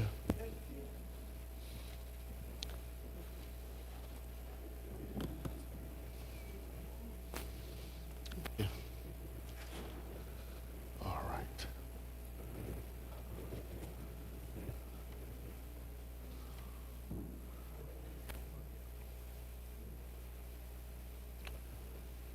All right.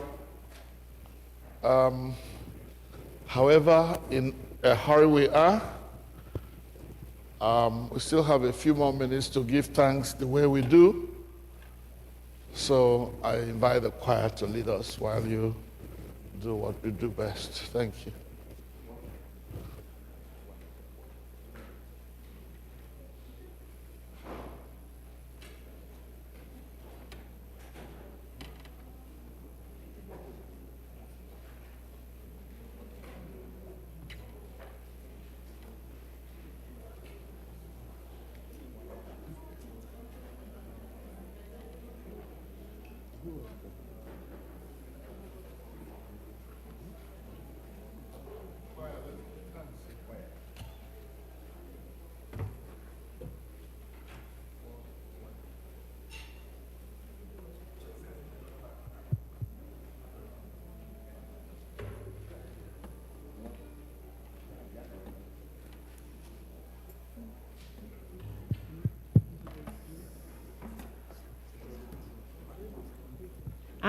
anya m abụọ ahụwo ọlụ ebube gị Chineke Imena, Jehova Imena, anya m abụọ ahụwo ọlụ ebube gị Chineke, ọlụ aka gị dị m, ọlụ aka gị mara mma. Anya m ahụwo ya, ntị m anụwo ya, ọnụ m ekwuo ya, anya m abụọ anụwo ọlụ ebube gị Chineke, ọlụ aka gị.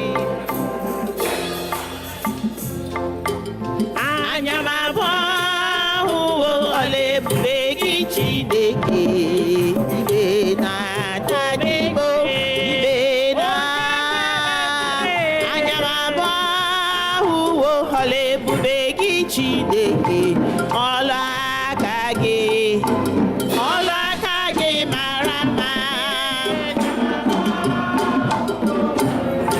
Anya m ahụwo ya, ntị m anụwo ya, ọnụ m ekwuo ya, anya m abụọ ahụwo ọlụ ebube gị Chineke, ọlụ aka gị dị, ọlụ aka gị mara mma. Anya m ahụwo ya, ntị m anụwo ya, ọnụ m ekwuo ya, anya m abụọ ahụwo ọlụ ebube gị Chineke, ọlụ aka gị dị, ọlụ aka gị mara mma. Anya m abụọ ahụwo ọlụ ebube gị Chineke, ibe na, ibe na. Anya m abụọ ahụwo ọlụ ebube gị Chineke, ọlụ aka gị dị mma. Anya m abụọ ahụwo, anya m ahụwo ya, na ntị m anụwo ya, ọnụ m ekwuo ya, anya m abụọ ahụwo ọlụ ebube gị Chineke, aka gị dị.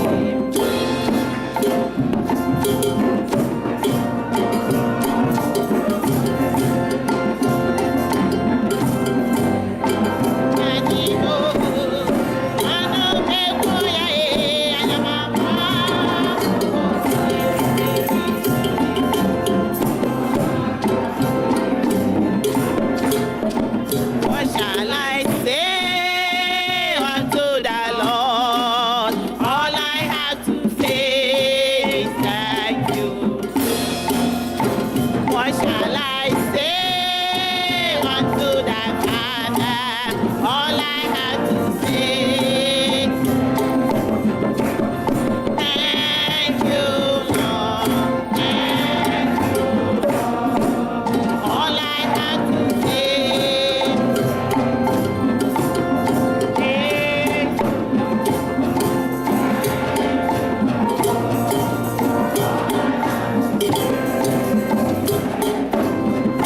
What shall I say unto the Father? All I have to say, thank you. What shall I say unto the Lord? All we have to say, thank you, Lord. Thank you, Father. All I have to say, thank you, thank you. All we have to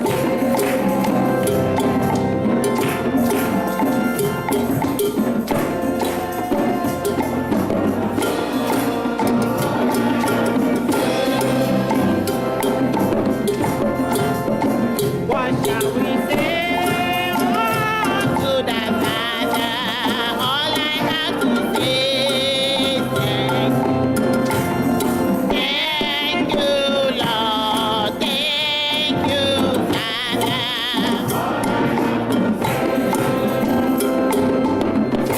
Oh, thank you, Father. All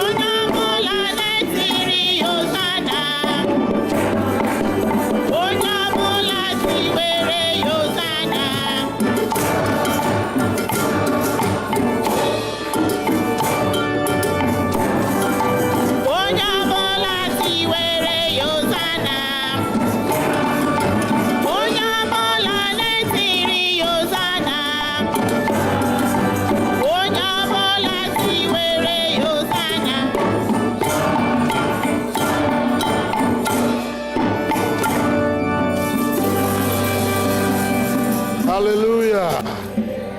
Hallelujah. Kelenu Jehovah n'ihi na ọ dị mma.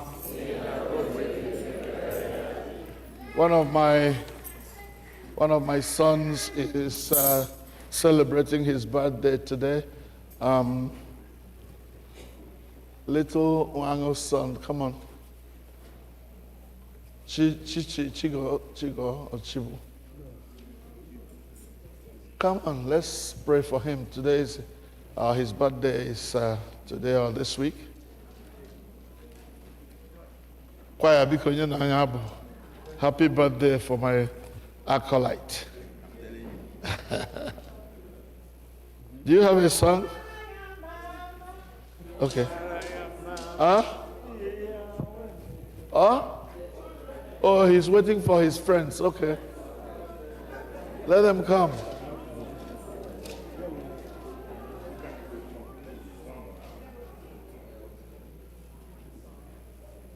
Today is the day of joy, the day of joy, the day of joy. Hallelujah.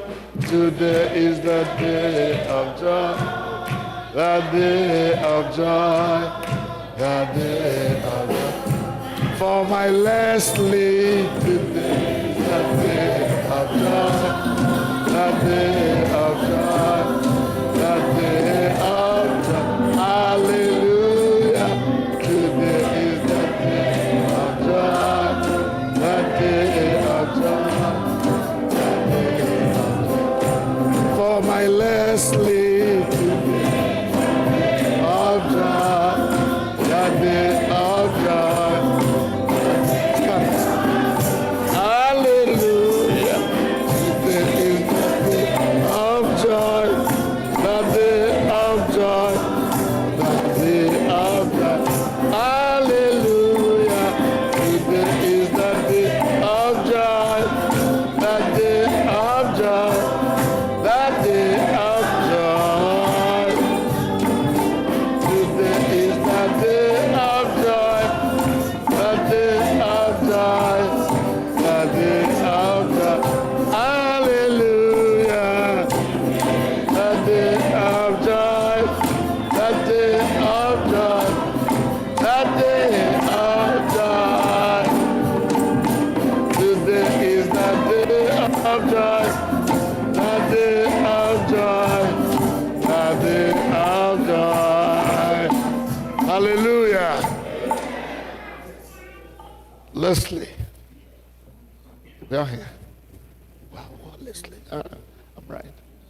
This guy here, Leslie, she does Angona. Very special child. Don't know why you people they call him Samuel. This is our own Samuel. To God be the glory.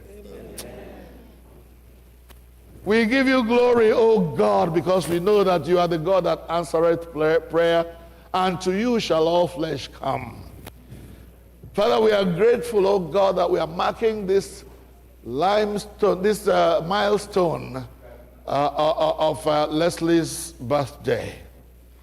I still remember, God, how you answered us when we called you for him. And he came. Glorious God, and he has, like Samuel, yielded his service to this altar as an acolyte. O God, our Father, we pray that you will bless him in the morning, that you will bless him in the afternoon, that you will bless him at night. Lord, I pray that he will grow in this might and the knowledge of God, that he will become a bulwark in the household of faith. Jehovah, we pray, O God, that he will not lose the zeal that he has for the things of God now, but instead that zeal will grow and mature, so that years to come, he will become great here in the house of God. We use him as a point of contact to bless all the children of this parish, all the children of this All Saints Igbo Anglican Church, whether they are here today or not. Father, we pray that all our children and our grandchildren, wherever they may be, Father, that they may be blessed. That they may be blessed like Leslie. That, Father, they will grow in the things of God like Leslie. Father, as their teachers at Sunday school teach them, may they learn to trust God as their Master and Lord. To know Jesus as their Savior. Blessed Lord, we commit them to you. Father, let your peace and your love and your grace, your kindness, your tender mercies be abundant to them. Father, receive all the glory. Be thou exalted, we pray in Jesus' name. Amen. My son Leslie, the peace of God that passes understanding be yours today, be yours tomorrow, be yours forever. In the name of the Father, and of the Son, and of the Holy Spirit. Amen. Praise the Lord. Happy birthday to him. Happy birthday to you. Happy birthday to you. Happy birthday, dear Leslie. Happy birthday to you. May God bless you. May God bless you. May God bless you. May God bless you. May God bless you. Praise the Lord. Praise the Lord. Amen. Amen. Amen. All right. Thank you. Just before I pray the closing prayer, I just want to remind us that that time has arrived again when we talk about stewardship. All right? I know we are all preparing, many of us preparing to go home to Nigeria or to celebrate Christmas in one way or the other, but our obligation here remains. Please, we want to encourage people to begin to think of how they are going to support the church through their stewardship in the year 2026. God bless you as you do that. Let us pray to end the service. Duranila,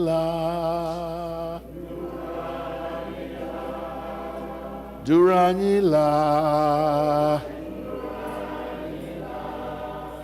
Eze Jesus, Duranila, Duranila. As we bring our service to a close, please let there be quiet in the house. We want to lift up our brother, Dr. Ben Carlo, and his family. I am amazed at this man of God's wife. She had a baby not quite 2 weeks now. And they had to travel all the way from Lynchburg to this place yesterday. The whole family of 9 people. It can only be God and it can only be love that will make a woman who had a child 2 weeks ago to decide to take a trip with her husband to come and minister to us. We commit them to you, dear Lord, as they return to Lynchburg. We We ask, oh God, that you will keep them in their way. That because of this love that they have shown to All Saints Igbo Anglican Church, Father, please show them love. Show them mercy. Father, lift them up more than you have done already. What we cannot do for them, dear Lord, do for them. Glorify your name in their life, and let the word they have shared with us today make an impact that will be permanent. Father, help us to learn to ask, because those who ask receive. Those who seek find. And those who knock, the door is opened unto them. Father, we cannot receive unless we ask. And we want to ask aright, so that what we receive will be to the benefit of our beings. As we disperse and go our separate ways, we commit our lives to you, O God, this week. We ask that you go with us every step of the way. We pray for those who are returning from the Thanksgiving break. Lord, we pray that you bring them to their destinations very safely in the name of Jesus. Amen. Lord God, let this week be a week of blessing for all of us. We make these prayers with thanksgiving, knowing that you will answer us even beyond what we can ask or think. Through Jesus Christ our Lord. And now the peace of God, which passeth all understanding, keep your hearts and minds in the knowledge and love of God and of his Son, Jesus Christ our Lord. The blessing of God Almighty, the Father, the Son, and the Holy Spirit be amongst you and remain with you always. Amen. Amen. Amen.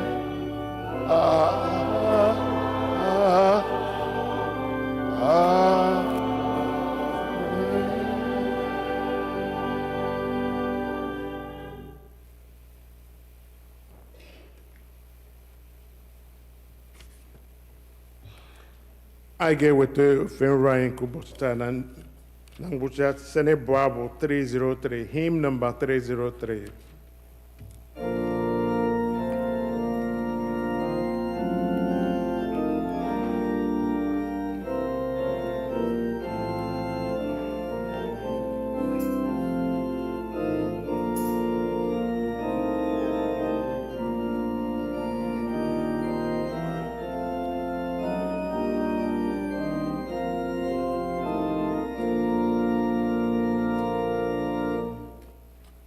Amen.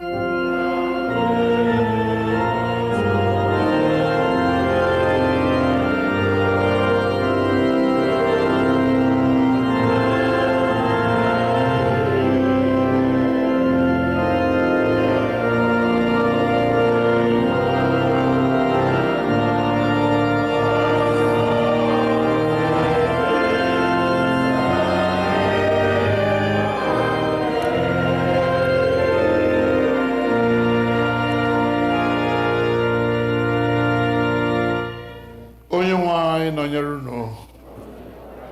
Laa n'udo.